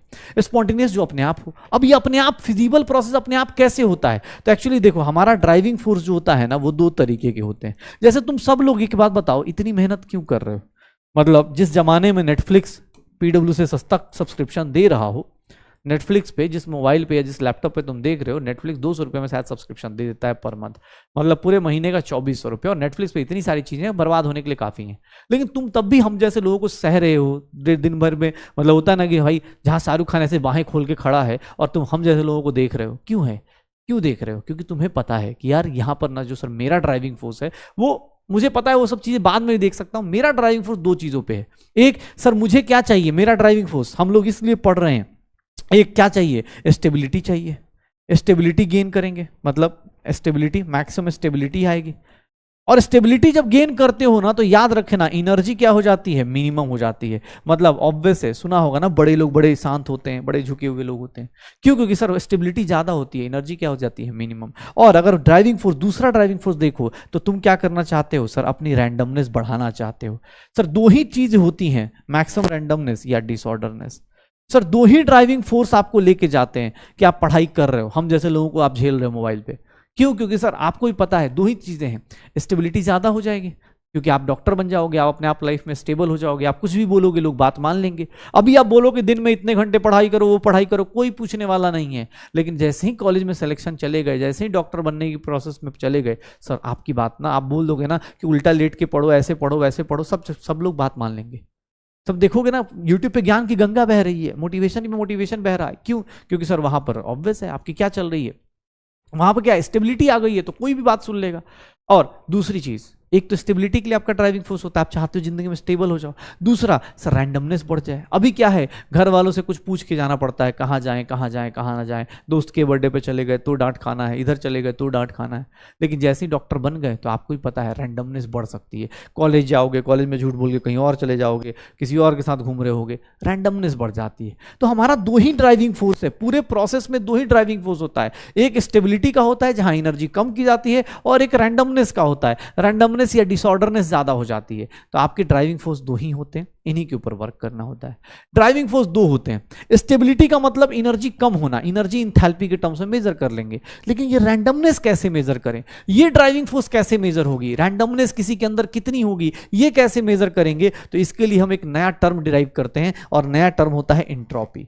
इंट्रोपी क्या है सर? ये इंट्रोपी को एस से रिप्रेजेंट करते हैं, जो क्या मेजर करता है? रैंडमनेस और डिसऑर्डरनेस। एग्जैक्ट वैल्यू तो ये मेजर कर नहीं सकता, तो इसीलिए हम सीधा सीधा बोलते हैं कि भाई एग्जैक्ट वैल्यू नहीं कर सकते। ये क्या है? जितना ज्यादा रैंडमनेस होगा, जैसे मैं तुमसे पूछ दूं इंट्रोपी गैस का ज्यादा होगा, इंट्रोपी किसका ज्यादा होगा? गैस का ज्यादा होगा, लिक्विड का ज्यादा होगा, या फिर सॉलिड का ज्यादा होगा? तुम खुद समझदार हो, गैस का मॉलिक्यूल ज्यादा रैंडमनेस में होता है। सर एंट्रोपी किसकी ज्यादा होगी? जिसकी ज्यादा रैंडमनेस है। ये सब के सब क्या है? स्टेट फंक्शन है। स्टेट फंक्शन है, एक्सटेंसिव प्रॉपर्टीज है, एडिटिव होती हैं एक्सटेंसिव प्रॉपर्टी।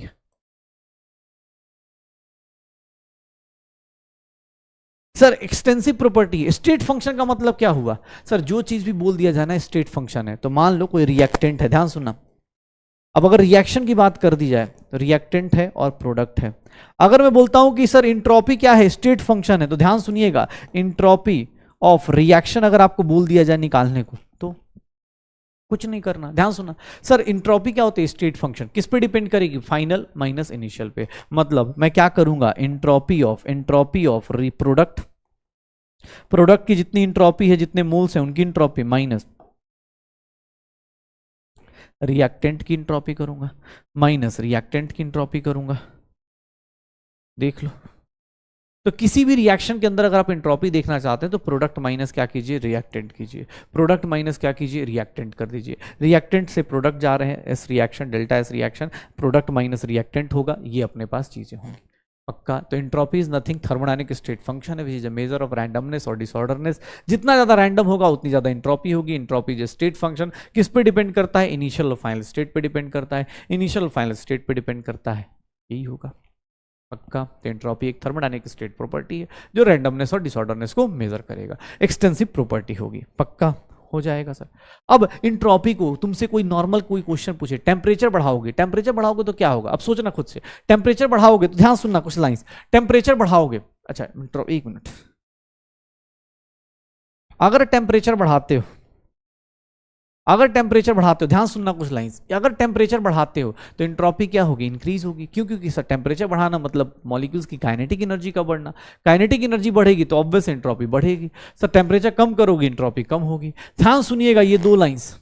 सर अगर आपने किसी का वॉल्यूम फिक्स कर दिया, अगर आपने किसी का वॉल्यूम फिक्स कर दिया, मतलब इस रूम में आप कहीं बाहर नहीं जा सकते, रूम का दीवार नहीं तोड़ सकते, तो अब क्या होगा, अगर मान लो जैसे क्लासरूम है तुम्हारे पास, अब इसमें नंबर ऑफ मॉलिक्यूल्स आपने बढ़ा दिए, तो मेरी इंट्रोपी क्या हो जाएगी, बढ़ जाएगी। कैसे? मैं सामने वाले से ही बात कर सकता हूं, मैं इससे ही बात कर सकता हूं, मैं उससे ही बात कर सकता हूं, किसी और से ही बात कर सकता हूं। ध्यान सुनिएगा, एग्जाम हॉल में ये सब स्टेटमेंट आएंगे। For a fixed volume system entropy increases if number of molecules is increased in the system. अगर फिक्स्ड वॉल्यूम सिस्टम में बात करें तो एंट्रोपी क्या होती है, इंक्रीज करती है if the number of molecules is increased in the system.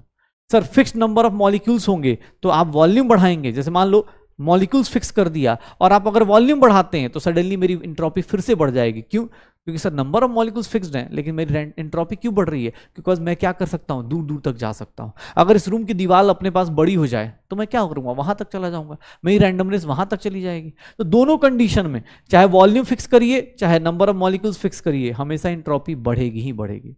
याद रखिएगा, कोई पूछे इंट्रोपी ऑफ, जितना ज्यादा कॉम्प्लेक्स मॉलिक्यूल है उतना ज्यादा उसकी इंट्रोपी ज्यादा होगी। क्यों? क्योंकि उसको उतना ज्यादा अरेंज करने के तरीके आप चेंज कर सकते हैं। 3D में उसका उतना ज्यादा आइसोमर्स बन जाएगा, उतने ज्यादा उसकी अरेंजमेंट चेंज हो जाएगी। तो याद रखिएगा, मोर कॉम्प्लेक्स सब्सटेंस की इंट्रोपी ज्यादा होती है। इंट्रोपी क्या होती है, ज्यादा होती है।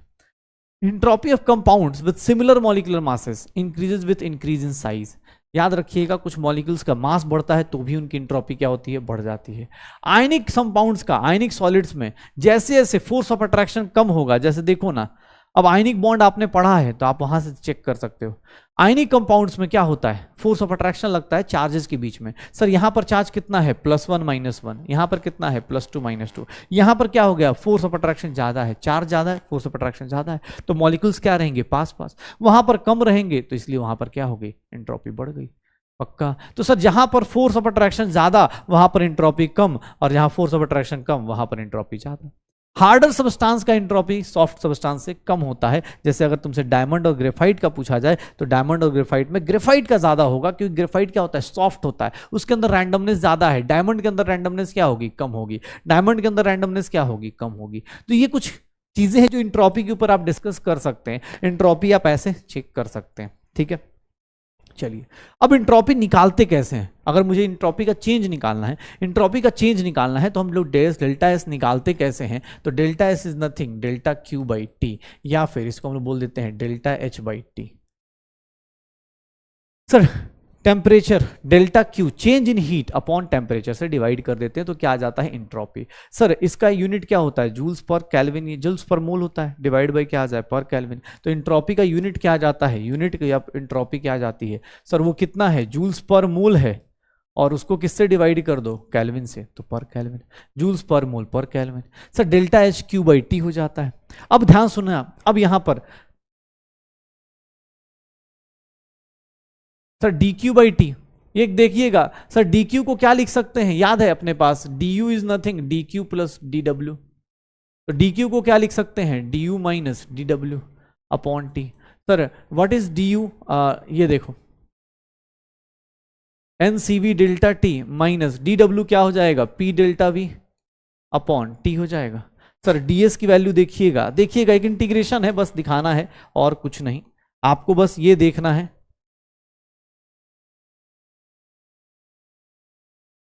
पी बाई टी को क्या लिख सकते हैं, आपको इस इंटीग्रेशन से P बाई टी को क्या लिखा जा सकता है sir, PV is equals to NRT लिखते हैं, तो P बाई टी को क्या लिख सकते हैं, NR बाई V लिख सकते हैं।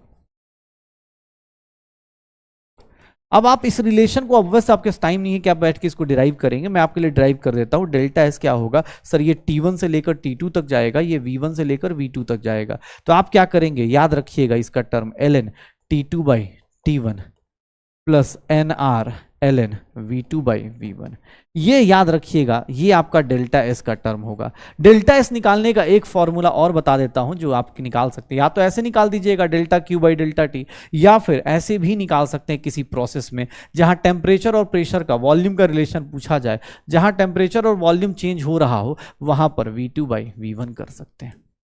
ठीक है, जहां पर वॉल्यूम का रिलेशन बोला जाए वहां पर ऐसे भी कर सकते हैं। डेल्टा एस किसी प्रोसेस में निकालना हो तो आप ऐसे निकाल सकते हैं कि delta S is nothing delta Q by T या फिर डेल्टा एच बाई टी, और that is equals to NCP, उसी से डिराइव करके। इवन आपको कोई बोल देना कि डेल्टा एस की वैल्यू एनसीपी एलएन, अगर सीपी के टर्म से बोलेगा तो कुछ नहीं, यहां प्रेशर लिखोगे तो यहां पर प्रेशर अपने पास प्रेशर लिख दोगे और कुछ नहीं, और प्रेशर जो होता है अपोजिट चलता है as compare to volume.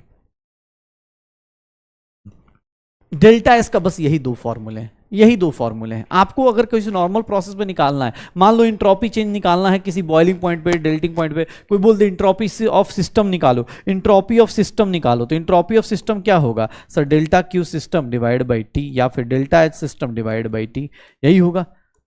Temperature of system sir, ये सिस्टम, ये देखिएगा डेल्टा एस सराउंडिंग बोला जाए तो sir delta Q surrounding upon temperature of surrounding, ये बोल दिया जाए delta H surrounding upon temperature of surrounding, ऐसे निकाल दीजिए। लेकिन हाँ, किसी प्रोसेस में जाएंगे तो आपको ये हो जाएगा। ये देखिएगा ध्यान से, अगर मैं आइसोथर्मल प्रोसेस बोलता हूं तो आइसोथर्मल प्रोसेस में टेम्परेचर क्या हो जाता है, इक्वल, तो T2 बाई T1 इक्वल हो गया ln1 ऑब्वियस है 0, तो ये पूरा टर्म क्या हो जाएगा 0। अगर मैं बोलता हूं आइसोकोरिक प्रोसेस, आइसोकोरिक प्रोसेस में सर वॉल्यूम क्या हो जाता है इक्वल, तो ये टर्म क्या हो जाएगा 0, क्या बचेगा सिर्फ ये। अगर मैं बोलता हूं आइसोबारिक प्रोसेस, आइसोबारिक प्रोसेस में P1 और P2 क्या हो जाएगा सर 0 आ जाएगा, NR ln P2 बाई, निकाल दो पक्का। तो ये डेल्टा एस आ गया, डेल्टा एस निकालते रहिए, इंट्रोपी का चेंज निकालते रहिए, entropy change of the system निकालिए। श्योर है सर, पक्का। चलिए, ये मुझे पता चल गया, delta S system, delta S surrounding, delta S system, delta S surrounding आ गया, इस तरह की चीजें करते रहेंगे। श्योर है, ओके। चलिए अब मुझे बताइए सराउंडिंग और सिस्टम हो गया। अब यहां पर ध्यान रखिएगा, जैसे ना आपसे कोई पूछ देगा, अब आपसे कोई पूछ देगा, ये देखिएगा, मैं डेल्टा एस ऑफ ट्रांजिशन, मान लो मेल्टिंग हो रहा है, सॉलिड से कहां जा रहे हो सर, लिक्विड में जा रहे हो। सर ये कब होता है सर, एट मेल्टिंग पॉइंट होता है। एट कहां होता है, मेल्टिंग पॉइंट टेम्परेचर होता है। तो सर यहां पर कोई पूछ दे डेल्टा एस फ्यूजन का बताइए, फ्यूजन का इंट्रोपी चेंज बताइए, तो क्या करोगे, delta H fusion upon temperature, कौन सा, मेल्टिंग पॉइंट का। याद रखिएगा ये सब कुछ केल्विन में लेना है। सर अगर मैं लिक्विड से गैस जा रहा हूं, कोई भी ट्रांजिशन हो रहा हो, लिक्विड से गैस जा रहा हूं, मतलब ये कहां होता है, एट बॉइलिंग पॉइंट होता है। सर यहां पर डेल्टा एस वेपराइजेशन कोई बोल देगा तो ये कितना हो जाएगा, delta H vaporisation upon boiling point. Boiling point किस में लेना है, केल्विन में। ठीक है, ये देख लीजिए, कोई भी ट्रांजिशन हो रहा हो, मान लो कोई भी ट्रांजिशन हो रहा हो, कोई भी ट्रांजिशन हो रहा हो, सर ट्रांजिशन के केस में डेल्टा एस ट्रांजिशन, कोई भी ट्रांजिशन अगर लेना है सर, कोई भी ट्रांजिशन हो रहा हो सर, उस ट्रांजिशन में जितनी हीट एंथैल्पी रिलीज होती है divide by temperature of transition. सारे ट्रांजिशन कांस्टेंट टेम्परेचर पे होंगे, इसीलिए हमें टेंशन नहीं आएगी, पक्का। तो delta S vaporization, delta H fusion निकालते चलो, delta S vaporization, delta H fusion निकाल दो, हो जाएगा सर। श्योर हो, तो सॉलिड लिक्विड केस में निकालते रहिए, डेल्टा एस ट्रांजिशन अपने पास हो जाएगा सर। श्योर हो। अब देख लो, मुझसे किसने बोल दिया डेल्टा एस फ्यूजन निकालना है, डेल्टा एस वेपराइजेशन निकालना है, ये सब चीजें हैं। अब सर ये इंट्रोपी चेंज आ गया, निकालते रहिए। अच्छा, इंट्रोपी चेंज में एक दो अपने पास इंट्रोपी चेंज में और क्या आएंगे, मैंने किसी रिएक्शन में इंट्रोपी चेंज निकालना हो तो कैसे निकालते हैं, final minus initial, entropy of product minus entropy of reactant कर देते हैं। कोई भी स्टेट फंक्शन है तो final minus initial, product minus reactant ही करेंगे, कोई टेंशन नहीं ली जाएगी। इंट्रोपी कभी भी निकालनी होगी ऐसे ही निकाली जाएगी। इसी के ऊपर आता है हमारे पास, ऐसे चलो, डेल्टा एस यूनिवर्स कैसे निकालोगे। डेल्टा एस यूनिवर्स क्या होगा, delta S system plus delta S surrounding. ध्यान सुन लीजिएगा, डेल्टा एस यूनिवर्स, यूनिवर्स का, इसी को डेल्टा एस टोटल भी बोल दिया जाता है, total entropy of universe, total entropy या फिर सिस्टम प्लस सराउंडिंग इंट्रोपी मिला दी जाए तो उसी को क्या बोल दिया जाएगा। याद रखिएगा अगर कोई रिवर्सिबल प्रोसेस है, रिवर्सिबल प्रोसेस है तो उस केस में रिवर्सिबल प्रोसेस में सिस्टम और सराउंडिंग हमेशा इक्विलिब्रियम में होता है, तो उस केस में डेल्टा एस टोटल की वैल्यू क्या हो जाती है, जीरो, टोटल इंट्रोपी की वैल्यू क्या हो जाएगी, जीरो, मतलब सिस्टम प्लस सराउंडिंग की वैल्यू मिला के क्या हो जाएगी, जीरो। रिवर्सिबल प्रोसेस में याद रखिएगा आंख बंद करके, सर कोई भी इररिवर्सिबल प्रोसेस आएगा, अगर इररिवर्सिबल प्रोसेस आएगा तो अभी इसी को हम लोग एक लॉ पढ़ेंगे, इसी को बोल देते हैं second law, delta S total is always greater than zero. क्यों? क्योंकि कोई भी इररिवर्सिबल प्रोसेस जो एक झटके में हो रहा है, इसी को हम लोग क्या बोल देते हैं, second law of thermodynamics. Second law of thermodynamics क्या कहता है कि sir at any point of time, for any spontaneous process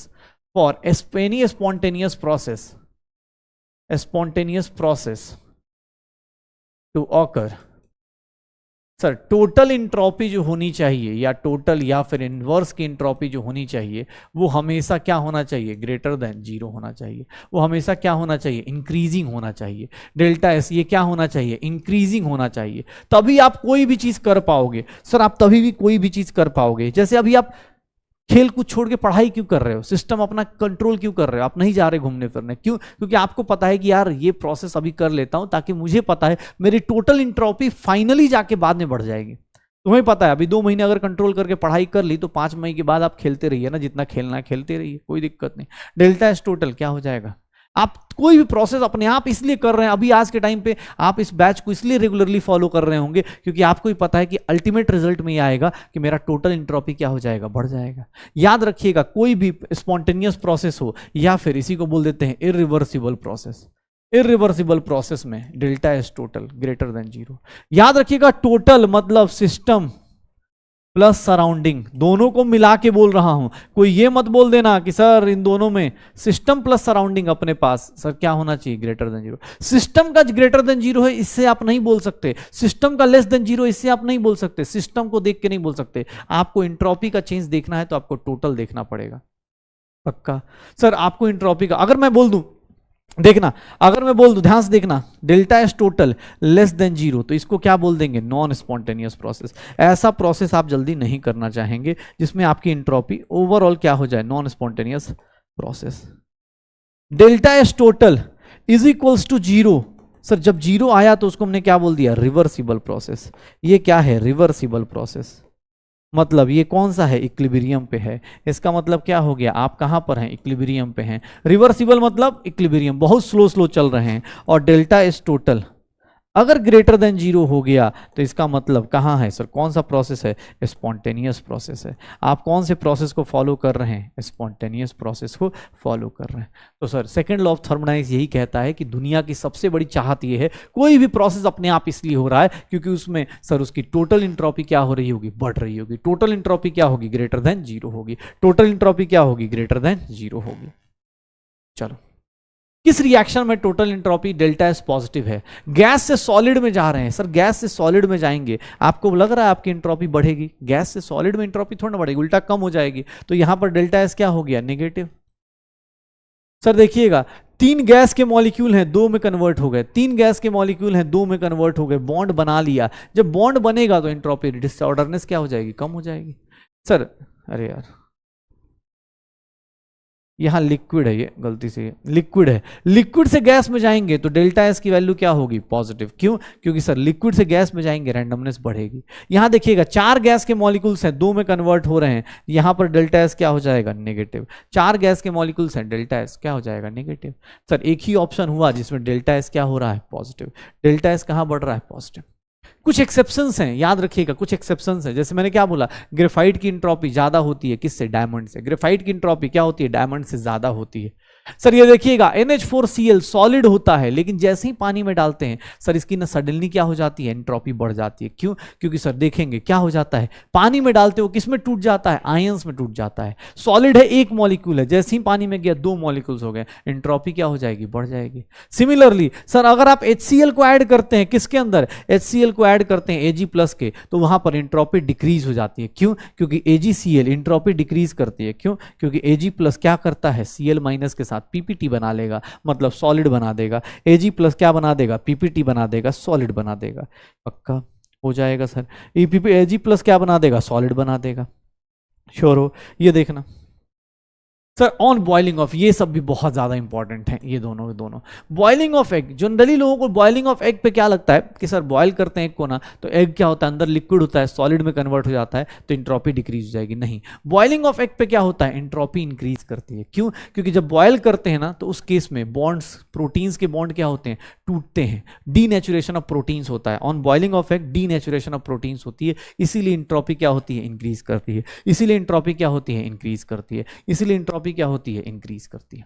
stretching of रबड़ करते हैं, तो स्ट्रेचिंग ऑफ रबड़ करेंगे तो सर उसके जो मॉलिक्यूल्स होते हैं अनकॉइल्ड हो जाते हैं। मॉलिक्यूल्स जो होते हैं अनकॉइल्ड हो जाते हैं, molecules get uncoiled. Stretching of रबड़ पे याद रखिएगा, मॉलिक्यूल्स गेट अनकॉइल्ड, और इसीलिए अनकॉइल्ड फॉर्म में ज्यादा क्या हो जाता है, रेंडर्ड ऑर्डर्ड फॉर्म हो जाता है, एंट्रोपी क्या हो जाती है, डिक्रीज। जब स्ट्रेच करते हैं रबड़ को तो उसको देखोगे क्या हो जाएगा, आप अगर नॉर्मल ज्यादा ही स्ट्रेच कर दोगे देखो ढीला हो जाएगा, इंट्रोपी क्या हो जाएगी, उसकी डिक्रीज हो जाएगी। तो स्ट्रेचिंग ऑफ रबड़ पे इंट्रोपी डिक्रीज करती है, बॉइलिंग ऑफ एग पे इंट्रोपी इंक्रीज करती है। सिमिलरली आप इस तरह की, ये डीनेचुरेशन ऑफ प्रोटीन क्या होता है सर, आप पढ़ेंगे जब आप ऑर्गेनिक में पढ़ेंगे तो प्रोटीन्स का डीनेचर्ड हो जाना, मतलब प्रोटीन का 1 डिग्री 2 डिग्री 3 डिग्री 4 डिग्री का जो स्ट्रक्चर है, 1 डिग्री 2 डिग्री 3 डिग्री 4 डिग्री का स्ट्रक्चर जो है उसमें से सर सारा का सारा ब्रेक हो जाना, 1 डिग्री में रह जाना, इसी को क्या बोलते हैं, डीनेचुरेशन ऑफ प्रोटीन्स। बॉन्ड्स टूट जाते हैं, इसीलिए इंट्रोपी बढ़ जाती है। तो इंट्रोपी के कुछ एक्सेप्शन ध्यान रखिएगा। चलिए, ये एक चार्ट दिया गया है सर, ये चार्ट कहां से आ रहा है, अभी आपको फॉर्मूला लिखाया गया था, अभी आपको फॉर्मूला, ये दो फॉर्मूले बताए गए थे, ये दो फॉर्मूले बताए गए थे। डेल्टा एस की वैल्यू सर देखिएगा, NCV ln T2/T1 plus NR ln V2/V1, और एक बताया गया NCP ln T2/T1 plus NR ln P1/P2, P1/P2, ये फॉर्मूले बताए गए हैं आपको, ये फॉर्मूले आपको बताए गए हैं। ठीक है, अब एक बात बताओ, रिवर्सिबल आइसोथर्मल है। रिवर्सिबल का मतलब सर सबसे पहली चीज, रिवर्सिबल जैसे ही वर्ड देखा, रिवर्सिबल जैसे ही वर्ड देखा आपको पता चल गया कि टोटल इंट्रोपी का चेंज कितना होगा, 0 होगा। सर रिवर्सिबल का मतलब टोटल इंट्रोपी का चेंज कितना होगा, 0। सर इरिवर्सिबल का मतलब क्या हो गया, ग्रेटर देन 0, बस ये याद रखिएगा। सर रिवर्सिबल टोटल इंट्रोपी का चेंज कितना हो गया, 0। सर आइसोथर्मल है मतलब ये टर्म क्या हो गया, 0, NR ln V2/V1। सर ये 0 कैसे हो सकता है, टोटल 0 कैसे हो सकता है, जितना सिस्टम गेन कर रहा हो उतना ही सराउंडिंग लूज कर दे। क्यों? क्योंकि सर दोनों के दोनों क्या है, रिवर्सिबल है, मतलब सर एक दूसरे को क्या कर रहे हैं, एक दूसरे को जितना ये गेन करेगा उतना ही ये लूज करेगा। वही देख लो, इरिवर्सिबल में देख लो अलग अलग चल रहा है, इरिवर्सिबल में अलग अलग चल रहा है।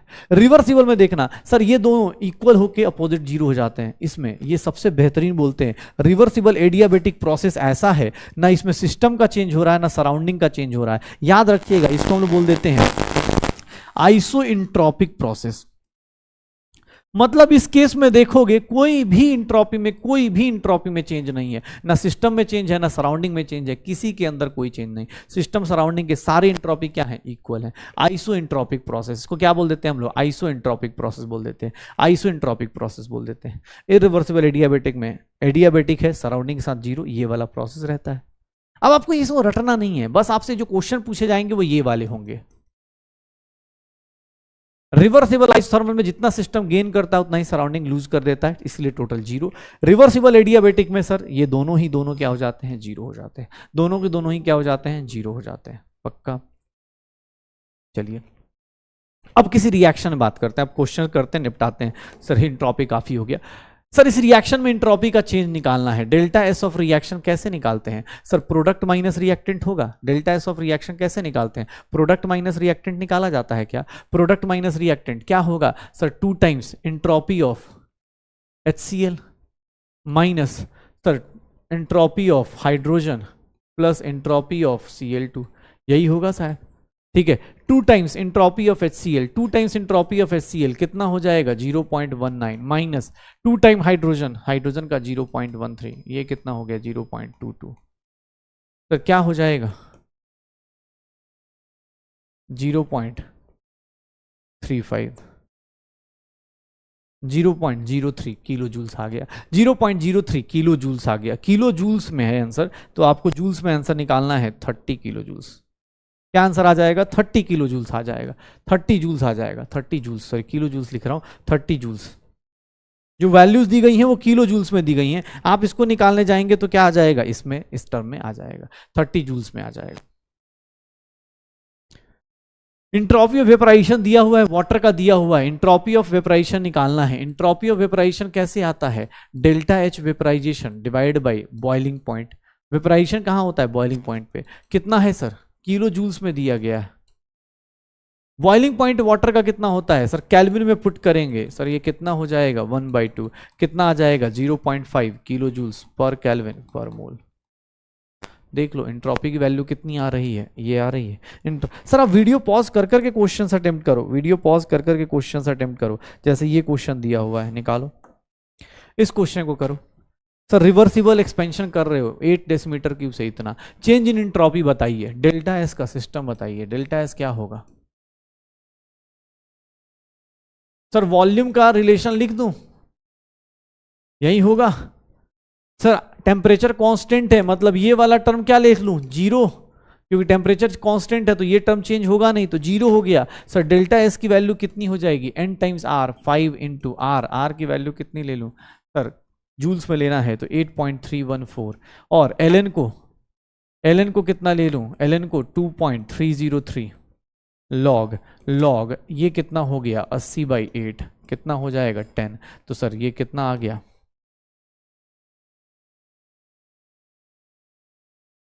अब कैलकुलेट कर लो जो आएगा। सर 8 2 कितना, मतलब 8 5 40, 45 इंटू 2 90 के आसपास आ जाएगा। नेगेटिव तो नहीं आएगा, पॉजिटिव ही आएगा, 95.73, 95.73। कर दो इस तरह क्वेश्चंस, इस तरह क्वेश्चंस आए, एंट्रोपी चेंज निकाल दो, एंट्रोपी चेंज निकाल दो। अब जैसे ये क्वेश्चन दिया हुआ है, ये क्वेश्चन दिया हुआ है कैसे,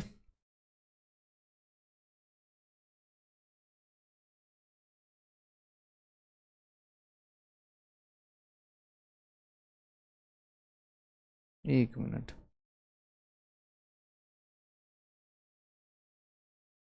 चलो इस क्वेश्चन को अटेम्प्ट करो, इस क्वेश्चन को अटेम्प्ट करिए, क्या आएगा। Adiabatic process, isothermal process, adiabatic process में क्या जीरो होगा, क्यू जीरो होगा। एडियाबेटिक प्रोसेस में क्या जीरो होगा, क्यू जीरो होगा। ए का क्या होना चाहिए, क्यू। आइसोथर्मल प्रोसेस में क्या जीरो होगा, डेल्टा टी जीरो होगा। बी का क्या होना चाहिए, 3। बी का देख लो 3, बी का 3 जैसे ही देखोगे ये कैंसिल आउट, बी का 3, ए का क्यू। सर आइसो इंथैल्पिक में डेल्टा एच जीरो, सी का क्या हो जाएगा 2, सी का क्या हो जाएगा 2। आइसो इंट्रोपिक में delta S zero. In a spontaneous irreversible process है, total entropy of the system and surrounding, total entropy क्या होनी चाहिए, इरिवर्सिबल प्रोसेस में इंक्रीज होनी चाहिए। स्पॉन्टेनिटी, किसी प्रोसेस का स्पॉन्टेनिटी होने का मेजर रीजन क्या होता है कि सर आपकी एनर्जी क्या हो जाए मिनिमम, और रैंडमनेस क्या हो जाए मैक्सिमम। इसी को हम लोग क्या बोल देते हैं कि सर ये प्रोसेस क्या होगा, स्पॉन्टेनियस होगा, ये प्रोसेस क्या होगा, स्पॉन्टेनियस होगा, ये प्रोसेस क्या होगा, स्पॉन्टेनियस होगा।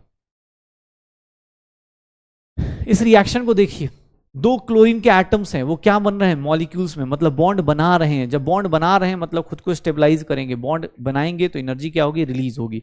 डेल्टा एच क्या होगा, रिलीज होगा। नेक्स्ट डेल्टा एच क्या होगा, लेस देन 0, डेल्टा एच क्या होगा, लेस देन 0। तो सर ये दोनों कैंसिल आउट हो गए। अब सर एनर्जी बॉन्ड बन रहा है, इंट्रोपी के साथ क्या होगा, तो इंट्रोपी के साथ क्या हो रहा होगा, अगर इंट्रोपी की बात करेंगे तो यहां पर इंट्रोपी के साथ क्या होगा बताओ। एंट्रोपी में 2Cl से Cl2 अपने पास क्या बन जाएगा, 2Cl से Cl2 क्या बन जाएगा। इंट्रोपी की बात करेंगे तो इंट्रोपी में क्या बन जाएगा,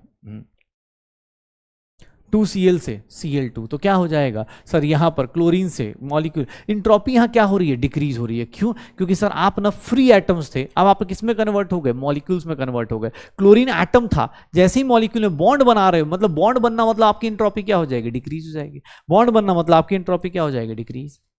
एंट्रोपी ऑफ द यूनिवर्स कहां जाता है, वो ट्राई कर रहा है मैक्सिमम जाने की। आज के टाइम पे सारा यूनिवर्स हमारा कहां जाने की कोशिश कर रहा है, मैक्सिमम पे जाने की।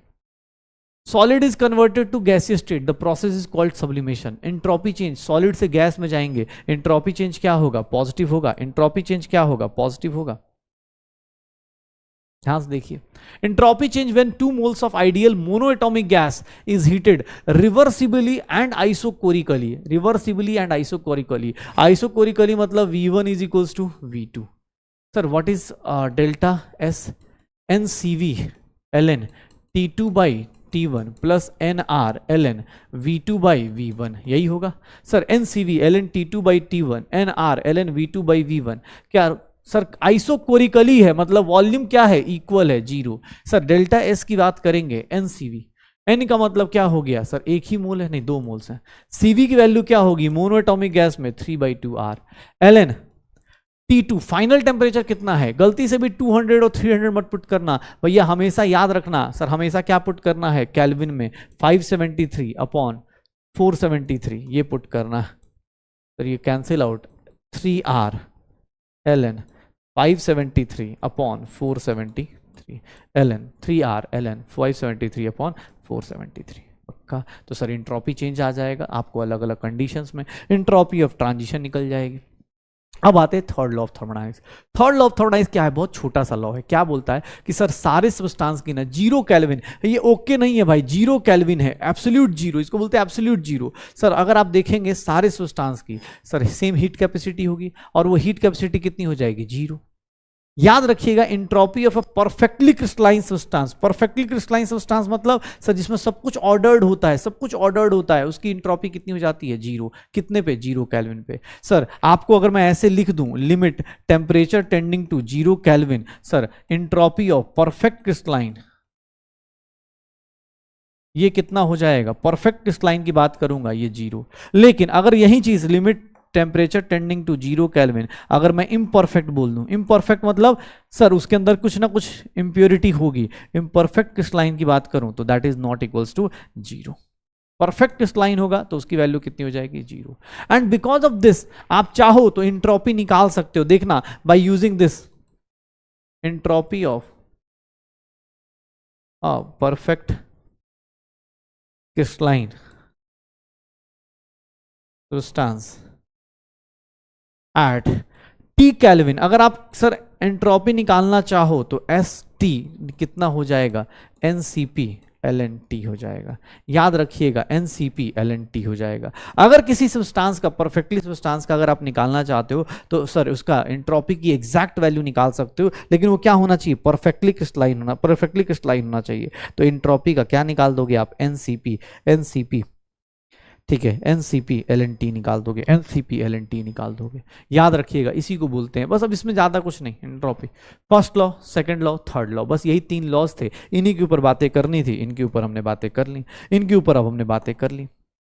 अब देखो होता क्या है थर्मोडायनामिक्स का लास्ट टर्म, जो नया टर्म आया। देखो एंट्रोपी भी स्टेट फंक्शन था, एक्सटेंसिव प्रॉपर्टी थी। सिमिलरली एक गिब्स एनर्जी होती है। गिब्स एनर्जी क्या होती है? एक्चुअली कुछ नहीं भाई, जैसे हमारी बॉडी के अंदर क्या होता है? फैट स्टोर्ड होता है। फैट कैसा स्टोर होता है सर? आप सिंपल सा आप खुद सोचो, हमारी बॉडी के अंदर जैसे कभी साइकिल चलाते टाइम या बाइक चलाते टाइम देखा होगा, अगर कहीं ढलान पे होते हो ना, बाइक बंद भी कर दोगे चला जाएगा। साइकिल चलाते टाइम देखोगे अगर बहुत ज्यादा पैडल मार दिया तो कुछ दूर नहीं भी मारोगे ना तब भी चलता जाएगा। कैसे चल रहा है? जैसे हम खाना खा रहे हैं, मान लो एक टाइम का खाना स्किप हो गया तो ऐसा नहीं कि भूखे मर जाओगे, एक टाइम नहीं खाना खाओगे ना तब भी बॉडी काम कर जाती है। क्यों? क्योंकि सर हमारी बॉडी के अंदर ना बहुत सारी चीजें स्टोर्ड होती हैं, fats in the form of energy, glycogen stored होता है, जो कि जब जरूरत पड़ती है तो वो एनर्जी दे देता है। तो गिब्स फ्री एनर्जी भी ऐसे ही काम करता है। गिब्स फ्री एनर्जी भी क्या बोलता है कि भाई एक ऐसी सिस्टम, एक ऐसा एनर्जी जो आपके बॉडी में ऐसे ही पड़ा हुआ है, तो इसको गिब्स एनर्जी एक्चुअली कुछ नहीं, गिब्स एनर्जी एक वर्ड इसलिए लेके आए, इसको हम लोग बोलते हैं गिब्स एनर्जी फंक्शन। ये क्या होता है? तो सर H माइनस TS होता है, H माइनस TS होता है,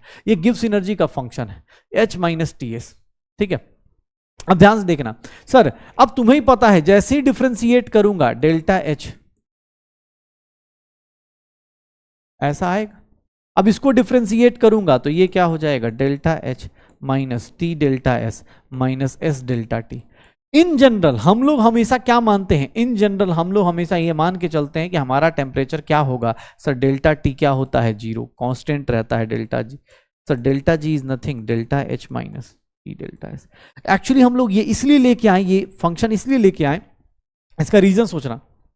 अभी हमने जस्ट पढ़ा कोई प्रोसेस स्पॉन्टेनियस कब होगा, जब उसके अंदर एनर्जी कम होगी और इंट्रोपी ज्यादा होगी, रैंडमनेस ज्यादा होगी। अब मैं एक ऐसा टर्म खोज रहा था, एक ऐसी चीज कर रहा था जिसमें दोनों टर्म आ जाएं। अभी तक देखोगे इंथैल्पी अलग आ रहा था, एंट्रोपी अलग आ रहा था। अब मैंने क्या किया, एक ऐसा फंक्शन खोज दिया, एक ऐसी एनर्जी खोज दी जिसमें दोनों साथ में आ जाएं। मतलब देखो ना, डेल्टा एच आ गया, ये एनर्जी दिखाएगा और ये क्या दिखाएगा, रैंडमनेस दिखाएगा। मैं इसी को यूज कर लूंगा। गिब्स एनर्जी क्या है, कुछ नहीं, एंट्रोपी और एंथैल्पी को रिलेट करने वाला एक टर्म है जिसको हम लोग यूज करते हैं। गिब्स एनर्जी का फॉर्मूला बहुत सिंपल सा है सर। गिब्स एनर्जी देखेंगे, गिब्स एनर्जी अगर आप सिस्टम का निकालना चाहते हैं तो delta H system minus T delta S system. Sir Gibbs energy आप सराउंडिंग का निकालना चाहते हैं तो sir delta H surrounding minus temperature delta H surrounding. और एक बात बताऊं, एक सबसे अच्छी बात कि सर आपको ये गिब्स एनर्जी इतना शानदार चीज दे देगा ना, आपको इतनी शानदार चीज दे देगा। मैं अभी रुक जाओ, एक मिनट देखना, गिब्स एनर्जी का फॉर्मूला बताता हूं sir. Delta H minus T delta S लिखा आपने, या फिर गिब्स एनर्जी जितनी आपने फालतू की एनर्जी जो भी आपने नेग्लेक्ट की है ना आज तक, जैसे आपने इसको इस केस में क्या मान लिया, एस डेल्टा टी को नेग्लेक्ट कर देते हैं। क्यों? क्योंकि sir generally normal temperature constant रहता है। सिमिलरली जब आप इंथैल्पी का नोट्स देखोगे वहां पर हमने एक टर्म नेग्लेक्ट किया है वी डेल्टा पी। तो सर वी डेल्टा पी वो भी हमने नेग्लेक्ट किया, हमने बोला कि भाई सब जगह ना कांस्टेंट रहता है। सर गिब्स एनर्जी का एक फॉर्मूला ये भी हो जाता है सर, गिब्स एनर्जी इन्हीं दोनों पे काम करता है। जैसे इस केस में देखना, at constant pressure, at constant pressure, pressure constant हो गया तो delta G by delta T इसके इक्वल आ जाएगा। एट कांस्टेंट टेम्परेचर, अगर टेम्परेचर कांस्टेंट कर दिया तो delta G by delta P किसके इक्वल आ जाएगा, वॉल्यूम। देख लो, टेम्परेचर कांस्टेंट किया सर ये टर्म जीरो, सर ये टर्म जीरो, तो वी डेल्टा पी ये आ जाएगा। अगर प्रेशर कांस्टेंट किया तो जो आप छोड़ के चल रहे हो ना, हमेशा कुछ ना कुछ आप छोड़ दे रहे थे। जैसे मैंने यहां नेग्लेक्ट किया, तुमने बोला हाँ सर सही बात है, लेकिन भाई कुछ तो वैल्यू होगी ना। नेग्लेक्ट कर दे रहे हैं वो अच्छी बात है, आप नेग्लेक्ट कर दीजिए कोई दिक्कत नहीं, लेकिन कुछ तो उसकी वैल्यू होगी। वही वैल्यू, वही एनर्जी क्या होती है, बॉडी के अंदर स्टोर हो जाती है in the form of Gibbs energy. और यही क्या कहलाती है, potential energy of the mechanical system. ये क्या कहलाती है, potential energy of the mechanical system. पक्का? तो ये देख लेना, गिब्स फ्री एनर्जी ऐसे ऐसे काम करेगा। Delta G is nothing delta H minus T delta S, delta G is we delta P minus S delta T. करते रहो, हो जाएगा सर, श्योर हो।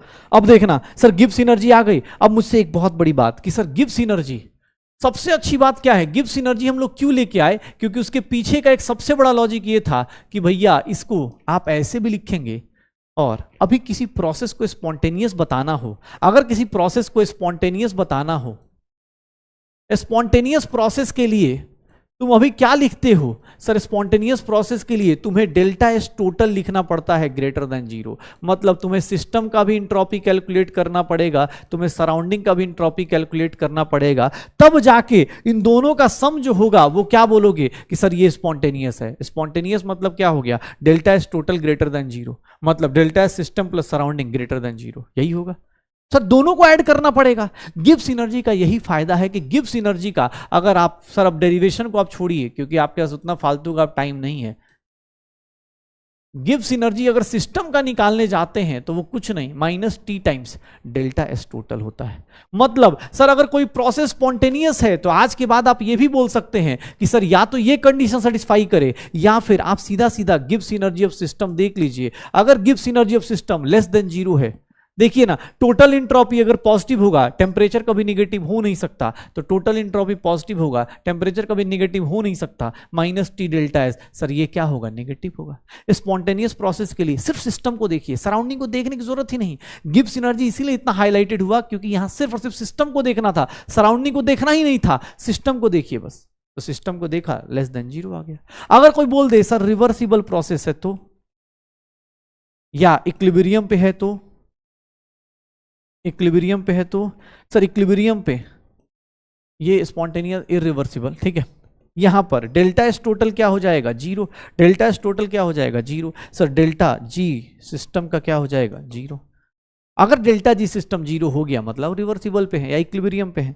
और अगर आपसे फिर से कोई पूछ दे सर नॉन स्पॉन्टेनियस प्रोसेस होगा तो, नॉन स्पॉन्टेनियस प्रोसेस पूछा मतलब delta S total less than zero, मतलब डेल्टा जी टोटल सिस्टम क्या होना चाहिए, ग्रेटर देन जीरो। अगर आपके सिस्टम का गिब्स एनर्जी बढ़ रहा है मतलब आप नॉन स्पॉन्टेनियस रिएक्शन करा रहे हैं। आप अगर बात करें रिवर्सिबल, नॉन स्पॉन्टेनियस, स्पॉन्टेनियस, तो तीनों अपने पास प्रोसेस को अब आप कंबाइन कर सकते हैं। किसी भी तरीके का क्वेश्चन पूछे आप निकालते चले जाइए। अगर कोई पूछ दे इक्विलिब्रियम पे क्या होता है, इक्विलिब्रियम पे क्या होगा सर, इक्विलिब्रियम पे delta G becomes zero, delta G becomes zero, delta H minus T delta S. Equilibrium का टेम्परेचर कोई बोलेगा, निकाल दीजिए। टेम्परेचर एट इक्विलिब्रियम यहां होगा। अब देख लीजिए आपको क्या किया गया सर, इसीलिए ये टर्म इतना फेमस हुआ बिकॉज इसमें सिर्फ सिस्टम को देखना है, सराउंडिंग को नहीं देखना है। इंट्रोपी में क्या करना था, टोटल देखना था, यहां सिर्फ और सिर्फ किसको देखना है, सिस्टम को देखना है। तो ये रिवर्सिबल इरिवर्सिबल प्रोसेस की कहानी को पढ़ते रहिए, करते रहिए। अब इसका न्यूमेरिकल या तो ये आ जाएगा, इसके ऊपर आ जाएगा, या फिर ये आ जाएगा। अच्छा डेल्टा एच को और क्या लिख सकते हो, मान लो कहीं क्वेश्चन ऐसा आ गया तो डेल्टा जी को, डेल्टा एच को क्या लिख सकते हो, delta U plus delta N G R T भी लिख सकते हैं ना भाई, delta H minus T delta S, ऐसे भी लिखा जा सकता है। तो डेल्टा जी का ये फॉर्मूला आ जाएगा। याद रखिएगा अगर कोई प्रोसेस स्पॉन्टेनियस है तो उसका या तो टोटल इंट्रोपी ज्यादा होगी या फिर गिब्स एनर्जी।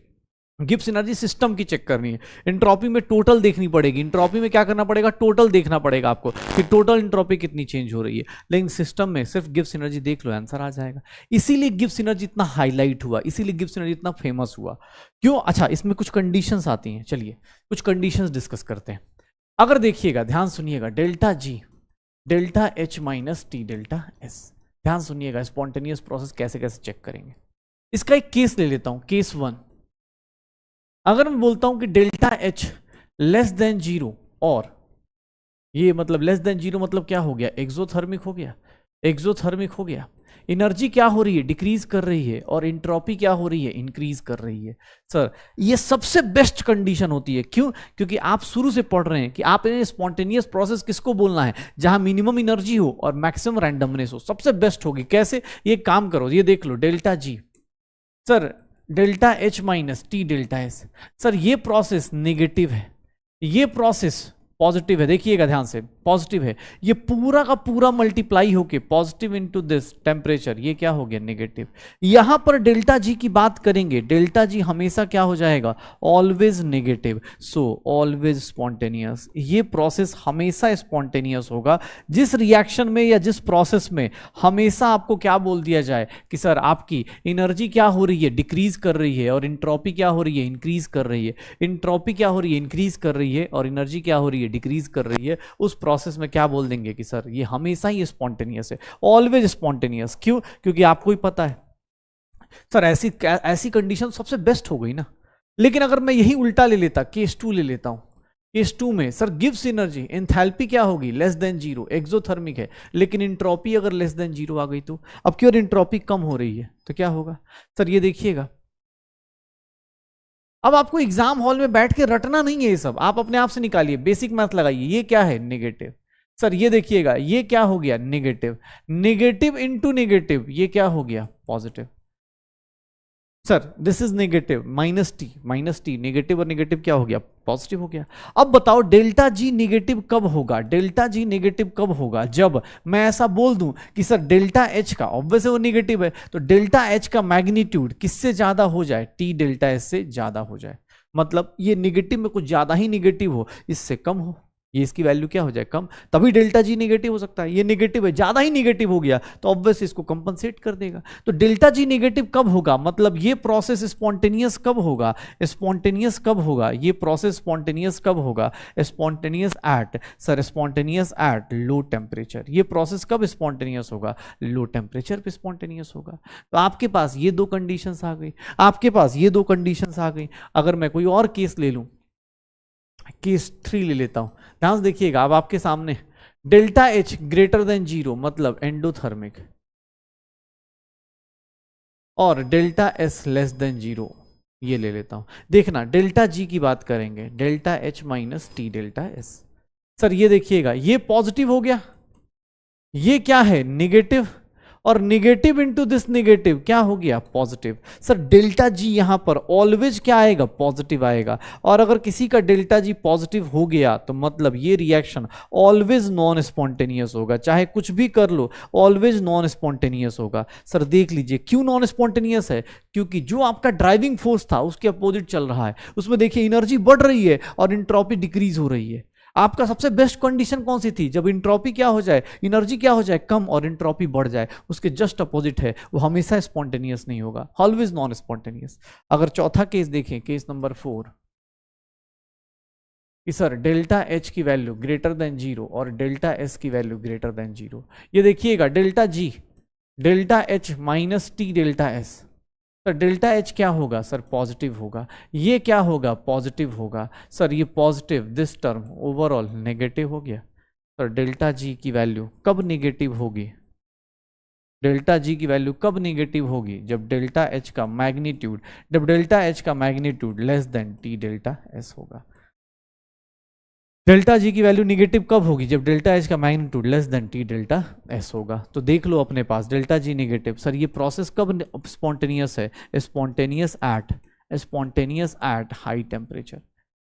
सर देख लीजिएगा जो एंडोथर्मिक रिएक्शन होता है वो हाई टेम्परेचर पे फेवरेबल होता है, क्यों, क्योंकि टेम्परेचर जितना हाई होगा ये टी डेल्टा एस की वैल्यू निगेटिव में उतनी बढ़ जाएगी। ये स्पॉन्टेनियस हाई टेम्परेचर पे है और ये वाला स्पॉन्टेनियस कब है, लो टेम्परेचर पे है। एक्सोथर्मिक रिएक्शन कब फेवरेबल होती है, एक्सोथर्मिक रिएक्शन अगर आपकी एंट्रोपी कम भी हो रही है तब भी फेवरेबल होगी, कब, लो टेम्परेचर पे।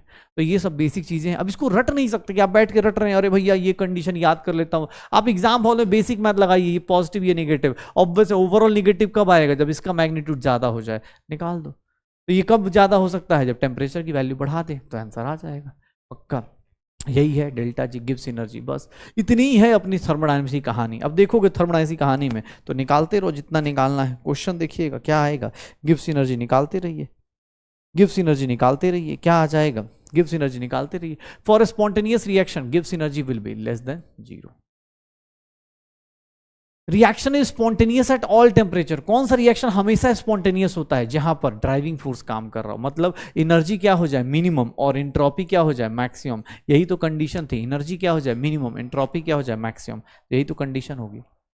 ये देखिएगा एनसीईआरटी का क्वेश्चन क्या होगा, डेल्टा जी निकालना है, तो डेल्टा जी क्या होता है, delta H minus T delta S. लेकिन यहां पर डेल्टा एच ना देके डेल्टा यू दिया हुआ है, डेल्टा यू प्लस डेल्टा एनजीआरटी ये लगाएंगे, निकाल दीजिए। सर क्या होगा, सर डेल्टा यू की वैल्यू सर -3 किलो कैलोरी दी हुई है, तो 3000 कर देता हूं कैलोरी में। डेल्टा एन जी कितना है इस रिएक्शन का, सर 1 - 2 -1, आर की वैल्यू कैलोरी में लूंगा 2। टेम्परेचर कितना है सर 300, और ये कितना हो गया माइनस, टेम्परेचर कितना है 300 इंटू डेल्टा एस की वैल्यू कितनी है -10, तो कितना हो गया -3000 -600 और माइनस प्लस हो गया 3000, तो क्या हो गया minus plus cancel. Delta G की वैल्यू कितनी आ गई -600 कैलोरी आ गई, कितनी आ गई -600 कैलोरी आ गई, -600 कैलोरी आ गई पक्का, निकाल दो। ये देखना अपने पास delta H and delta S की वैल्यू निकाल रहे हैं, डेल्टा एच और डेल्टा एस की वैल्यू निकाल रहे हैं। सर कब ये रिएक्शन स्पॉन्टेनियस होगा, तो पहले ये डिसाइड कर लो, ये डिसाइड कर लो कि इक्विलिब्रियम पे टेम्परेचर क्या होगा, मतलब टेम्परेचर कहां से कम रखना है ज्यादा रखना है, कैसे। सर अभी बताया ना इक्विलिब्रियम पे क्या कंडीशन होती है, delta H by delta S, ठीक है। कैसे निकाला था, डेल्टा जी 0 मान लो, delta H minus T delta S 0। ये पहले ये निकाल लो टेम्परेचर की वैल्यू, डेल्टा एच की वैल्यू कितनी है सर -1000 100 किलो जूल्स, मतलब इतना जूल्स, ये कितना हो गया -100, यही हो गया सर 1000 केल्विन पे ये क्या होगा, इक्विलिब्रियम पे होगा, एट इक्विलिब्रियम पे होगा। अब आप एक कंडीशन सोच लीजिए, सर ये क्या है, सर डेल्टा एच क्या है, एक्सोथर्मिक रिएक्शन है। एक्सोथर्मिक रिएक्शन कब पॉसिबल होता है, लो टेम्परेचर पे, तो आप टेम्परेचर को 1000 से नीचे रखेंगे। कौन सा टेम्परेचर रखेंगे, सर ये रखेंगे, क्यों, क्योंकि सर आपको ही पता है डेल्टा एच लेस देन 0 और डेल्टा एस लेस देन 0, ये कंडीशन में डेल्टा जी देखिएगा, देख लो सर किसी को लगता हो ये नेगेटिव, ये नेगेटिव नेगेटिव क्या हो जाएगा पॉजिटिव, ये क्या होगा नेगेटिव, तो मैं हमेशा क्या रखूंगा, टेम्परेचर को कम रखूंगा ताकि मेरे पास क्या हो जाए, तो 1000 से कम रखूंगा, कितना रखूंगा आंसर 900। ये 1000 केल्विन क्या है, इक्विलिब्रियम का टेम्परेचर, इक्विलिब्रियम से ज्यादा रखूंगा या कम रखूंगा वो डिसाइड करूंगा एक्सो और एंडो देख के, वो डिसाइड करूंगा एक्सो और एंडो देख के। स्टैंडर्ड इंट्रोपी दिया हुआ है रिएक्शन का, टेम्परेचर शुड भी, इक्विलिब्रियम पे टेम्परेचर कितना आना चाहिए, टेम्परेचर इक्विलिब्रियम पे कितना आना चाहिए, delta H by delta S. Delta H की वैल्यू -30,000 दी हुई है, डेल्टा एस की वैल्यू निकाल दो, आ जाएगा। सर किसी रिएक्शन का डेल्टा एस रिएक्शन कैसे निकालेंगे, किसी रिएक्शन का डेल्टा एस निकालना हो कैसे निकालेंगे, तो कुछ नहीं करना, देखिएगा डेल्टा एस रिएक्शन कैसे आएगा। सर कुछ नहीं, ये देखिएगा sir, delta S of ammonia -1/2 times delta S of nitrogen plus 3/2 times delta S of hydrogen, यही होगा पक्का। तो ये अमोनिया का कितना हो गया, अमोनिया का कितना दिया है 50 -1/2 टाइम्स डेल्टा, हाइड्रोजन का कितना है, हाइड्रोजन का कितना है, नाइट्रोजन का कितना है 60, और इसका कितना है 3/2 टाइम्स 40, कितना हो गया 50 -30 प्लस ये कितना हो गया 60 -40, डेल्टा एस ऑफ रिएक्शन कितना हो गया -40, ये सारे के सारे जूल्स में आ रहे हैं, -40 जूल्स आ गया, पुट कर दो, माइनस माइनस कैंसिल, 0 से टेम्परेचर कितना हो जाएगा 750 केल्विन आ जाएगा, टेम्परेचर कितना आ जाएगा 750 केल्विन आ जाएगा, टेम्परेचर कितना आ जाएगा 750 केल्विन आ जाएगा। इक्विलिब्रियम पे ऐसे ही निकालेंगे, इक्विलिब्रियम पे ऐसे ही निकालेंगे। रिएक्शन ऑकर्स स्पॉन्टेनियसली कब ऑकर हो सकता है, अगर ये दोनों इक्वल हो गए तो डेल्टा जी बिकम्स 0, दोनों इक्वल हो गए डेल्टा जी बिकम्स 0, तो कोई फायदा नहीं है। ठीक है, आपको कब ऑकर होगा, ध्यान सुनिएगा, कब ऑकर होगा सर, अगर आपको देख लो T delta S greater than delta G, अब इस केस में देख लो सर, यहां पर कंडीशन चेक कर लो कि भैया डेल्टा एच डेल्टा जी, अब सबके अलग अलग कंडीशंस चेक होंगे। सर ये पॉजिटिव है, ये पॉजिटिव है, पूरा टर्म क्या हो गया नेगेटिव, आप बोल रहे हो इन दोनों का मैग्नीट्यूड इक्वल है, तो नेगेटिव पॉजिटिव 0, स्पॉन्टेनियस थोड़ा हो गया, इक्विलिब्रियम पे आ गया, हटा दीजिए, ये नहीं होगा, फर्स्ट ऑप्शन नहीं होगा। फिर से delta G is equals to delta H minus T delta S. Sir ये क्या है पॉजिटिव, ये क्या है पॉजिटिव, पूरा का पूरा टर्म क्या हो गया नेगेटिव, पूरा का पूरा टर्म क्या हो गया negative, delta G negative. Sir कब होगा, सर देखिए टी डेल्टा एस की वैल्यू क्या बोल रहा है ग्रेटर है, ऑब्वियस है, नेगेटिव का टर्म ज्यादा बड़ा है, तो ऑब्वियस यही क्या होगा स्पॉन्टेनियस होगा, यही क्या होगा स्पॉन्टेनियस होगा, पक्का यही क्या होगा स्पॉन्टेनियस होगा। अब ध्यान सुनना, गिब्स एनर्जी निकालना है, सिंपल सा निकल जाता है, लेकिन यहां पर अब एक दो चीजें और आती हैं जिसको बोलते हैं स्टैंडर्ड गिब्स फ्री एनर्जी। अब क्योंकि अभी अगले चैप्टर की तरफ जा रहे हैं, बस अगले चैप्टर की तरफ जाएंगे, अगली क्लास में थर्मोकेमिस्ट्री करने वाले हैं, और ये सब कुछ रिवाइज करके थर्मोडायनेमिक्स अभी फिनिश कर रहे हैं, अगले चैप्टर में थर्मोकेमिस्ट्री चालू हो जाएगा, थर्मोकेमिस्ट्री आप देखेंगे, थर्मोकेमिस्ट्री अभी आ जाएगा। स्टैंडर्ड गिब्स फ्री एनर्जी, इसको हम लोग रिप्रेजेंट करते हैं डेल्टा जी नॉट से। सर देखिएगा delta G not plus R T L N Q C हो जाता है, ये क्या है गिब्स फ्री एनर्जी, ये क्या है गिब्स फ्री एनर्जी है, ये क्या है गिब्स फ्री एनर्जी है, और ये क्या है स्टैंडर्ड गिब्स फ्री एनर्जी है, ये क्या है स्टैंडर्ड गिब्स फ्री एनर्जी है, ये क्या है स्टैंडर्ड गिब्स फ्री एनर्जी है। ध्यान सुनिएगा, क्यूसी क्या है sir, where QC is reaction quotient, reaction quotient, reaction quotient मतलब आपका अगला चैप्टर बस स्टार्ट होने वाला है, इक्विलिब्रियम अपने पास स्टार्ट ही करने वाले हैं। क्यूसी का मतलब क्या हो गया कि सर कोई रिएक्शन दी गई है, ध्यान सुनिएगा, कोई रिएक्शन दी गई है, अगर वो रिवर्सिबल रिएक्शन है, अगर वो रिवर्सिबल रिएक्शन है, small c small d small b small a, ये सारे के सारे क्या हैं, ये सारे के सारे क्या हैं सर, अगर सारे के सारे स्टोइचोमेट्रिक कोफिशिएंट हैं, अगर सारे के सारे स्टोइचोमेट्रिक कोफिशिएंट हैं, सारे के सारे स्टोइचोमेट्रिक कोफिशिएंट हैं, तो सर क्यूसी को लिखने का तरीका होता है रिएक्टेंट प्रोडक्ट की पावर दिस, ये क्यूसी को लिखने का तरीका। सेम चीज इक्विलिब्रियम कांस्टेंट को भी बोलते हैं, एट इक्विलिब्रियम इक्विलिब्रियम पे क्यूसी को ही क्या बोल दिया जाता है, केसी, और केसी का भी वैल्यू सेम हो जाता है। सर सेम चीज होगी, बट इक्विलिब्रियम पे क्या होता है कि ये वैल्यू कांस्टेंट हो जाती है, इसीलिए इक्विलिब्रियम कांस्टेंट बोल दिया जाता है। इसको इक्विलिब्रियम कांस्टेंट बोल देते हैं, इक्विलिब्रियम कांस्टेंट बोला जाता है,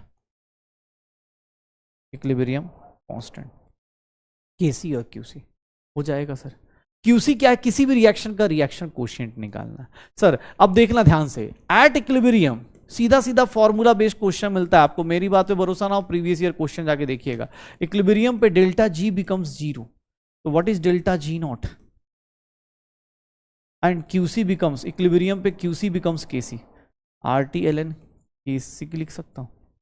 तो देख लो डेल्टा जी नॉट का सीधा सीधा इस फॉर्मूले के ऊपर क्वेश्चन आया हुआ है। सर ये फॉर्मूला आपको अगले चैप्टर में फिर से मिलेगा, delta G not minus are T log के सी, ठीक है, माइनस 2.303 आर टी लॉग के सी, डेल्टा जी नॉट की इक्वेशन ये आ जाएगी। अगर कोई बोले कि सर मैं दो चीजों को ऐड करना चाहता हूं, दो चीजों को मिक्स करना चाहता हूं, देख लो इक्विलिब्रियम कांस्टेंट, ये देखना कोई बोले ना, अभी अगले चैप्टर में जब पढ़ेंगे, जब केमिकल इक्विलिब्रियम में जाएंगे तो वहां पर ये लाइन बोली जाती है कि इक्विलिब्रियम कांस्टेंट किसी रिएक्शन का सिर्फ और सिर्फ टेम्परेचर पर डिपेंड करता है। क्वेश्चन में ये लिखा जाएगा इक्विलिब्रियम कांस्टेंट किसी रिएक्शन का सिर्फ और सिर्फ टेम्परेचर पर डिपेंड करेगा। तो आपको ये प्रूफ कैसे करना है अभी ही कर देता हूं, अगली क्लास मतलब आप ही को बैच में है तो भाई क्या दिक्कत है। अब एक काम करिए, माइनस आर टी से डिवाइड कर दीजिए, माइनस आर टी से डिवाइड कर दीजिए, माइनस आर टी से डिवाइड करेंगे तो आर हो जाएगा और एल एन के इक्विलिब्रियम आ जाएगा। एल एन के इक्विलिब्रियम देखेंगे तो सर एल एन के इक्विलिब्रियम किसी रिएक्शन में अगर आप देखें ध्यान से तो वो किस पे डिपेंड कर रहा है, सिर्फ और सिर्फ किसी रिएक्शन का, ऑब्वियस है इंथैल्पी फिक्स्ड होगा, इंट्रोपी फिक्स्ड होगा। एल एन इक्विलिब्रियम अगर अपने पास देखा जाए तो एल एन के इक्विलिब्रियम किस पे डिपेंड कर रहा है, टेम्परेचर पे डिपेंड कर रहा है, बाकी सब कुछ क्या है, कांस्टेंट है, इसीलिए बोलते हैं इक्विलिब्रियम कांस्टेंट। अब अगले चैप्टर में जब पढ़ेंगे केमिकल इक्विलिब्रियम में तो सिर्फ लिखेंगे ये changes with increase in temperature, changes with temperature, सिर्फ और सिर्फ किस पे डिपेंड करेगा, टेम्परेचर पे। क्यों, क्योंकि किसी रिएक्शन का इंट्रोपी और इंथैल्पी तो फाइनली होगी ना, उसको थोड़ी ना आप चेंज करेंगे, उसको क्या करेंगे, सेम रखेंगे। अगर आपको अलग अलग टेम्परेचर पे देखना, आप अपने पास अब डेरिवेशन कर ही लो, अगली क्लास में बच जाएगा टाइम। सर के इक्विलिब्रियम को क्या ले लूं, K1 ले लूं, ln K1, ln K1 is nothing delta S not minus R delta H not by R T1 लिख सकता हूं। सिमिलरली एट टेम्परेचर T2 के इक्विलिब्रियम क्या हो जाएगा, K2 ln K2 is nothing delta S not by R minus delta H not by R T2 लिख सकता हूं। ये फर्स्ट इक्वेशन हो गई, ये सेकंड इक्वेशन हो गई। 2 माइनस 1 करूंगा, अगर 2 माइनस 1 करता हूं ln K2 minus ln K1 is nothing this minus this करके देखिए आपको क्या मिल जाएगा, delta H not R T1 minus delta H not upon R T2। Sir देखिएगा ln K2 बाई K1 आपको कुछ इक्वेशन केमिकल काइनेटिक्स की याद आ जाएगी, delta H not by R 1 upon T1 minus 1 upon T2। Exactly ऐसा equation आपको मिला होगा कहां पर, केमिकल काइनेटिक्स में, याद कीजिएगा। वहां रेट कांस्टेंट था, यहां इक्विलिब्रियम कांस्टेंट है, वहां रेट कांस्टेंट था, वहां एक्टिवेशन एनर्जी थी, यहां इंथैल्पी थी। अगर इसी को लॉग में आप कन्वर्ट करते हैं तो log K2 by K1 delta H not upon 2.303 R 1 upon T1 minus 1 upon T2, यही होगा। सर ये न्यूमेरिकल्स यूज करेंगे आप। इक्विलिब्रियम कांस्टेंट की अलग अलग टेम्परेचर पे अलग अलग वैल्यूज कहां से आती हैं, इक्विलिब्रियम कांस्टेंट की सर कहां से रिलेट किया, सर गिब्स एनर्जी से रिलेट कर दिया। यही है अपने पास सारा का सारा Gibbs energy, standard Gibbs energy निकालते रहो इनके ऊपर क्वेश्चंस। आप जाके प्रीवियस ईयर क्वेश्चन अटेम्प्ट कीजिए, आप ज़्यादा से ज़्यादा आपको भी पता चले कि हाँ यार सही डायरेक्शन में चल भी रहे हैं या नहीं चल रहे।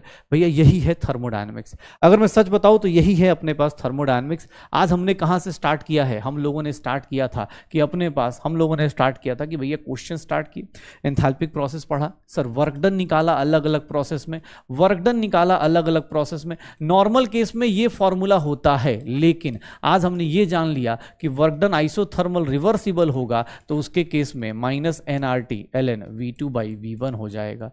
सर अगर वर्क डन एडियाबेटिक कोई पूछेगा तो उसको हम लिख सकते हैं NCV डेल्टा T लिख सकते हैं, या फिर NR gamma minus 1 delta T लिख सकते हैं, या फिर P2 V2 minus P1 V1 upon gamma minus 1 हो जाएगा, होगा। सर वर्क डन ऐसे निकालेंगे। फिर हमने ये पढ़ा सेकंड लॉ क्या होता है। सर हमने ये पढ़ा कि सर डेल्टा एस टोटल हमेशा क्या होना चाहिए, ग्रेटर देन 0 होना चाहिए अगर स्पॉन्टेनियस प्रोसेस है तो। अगर स्पॉन्टेनियस प्रोसेस है तो उसके लिए डेल्टा स्पॉन्टेनियस रिएक्शन के लिए होना चाहिए।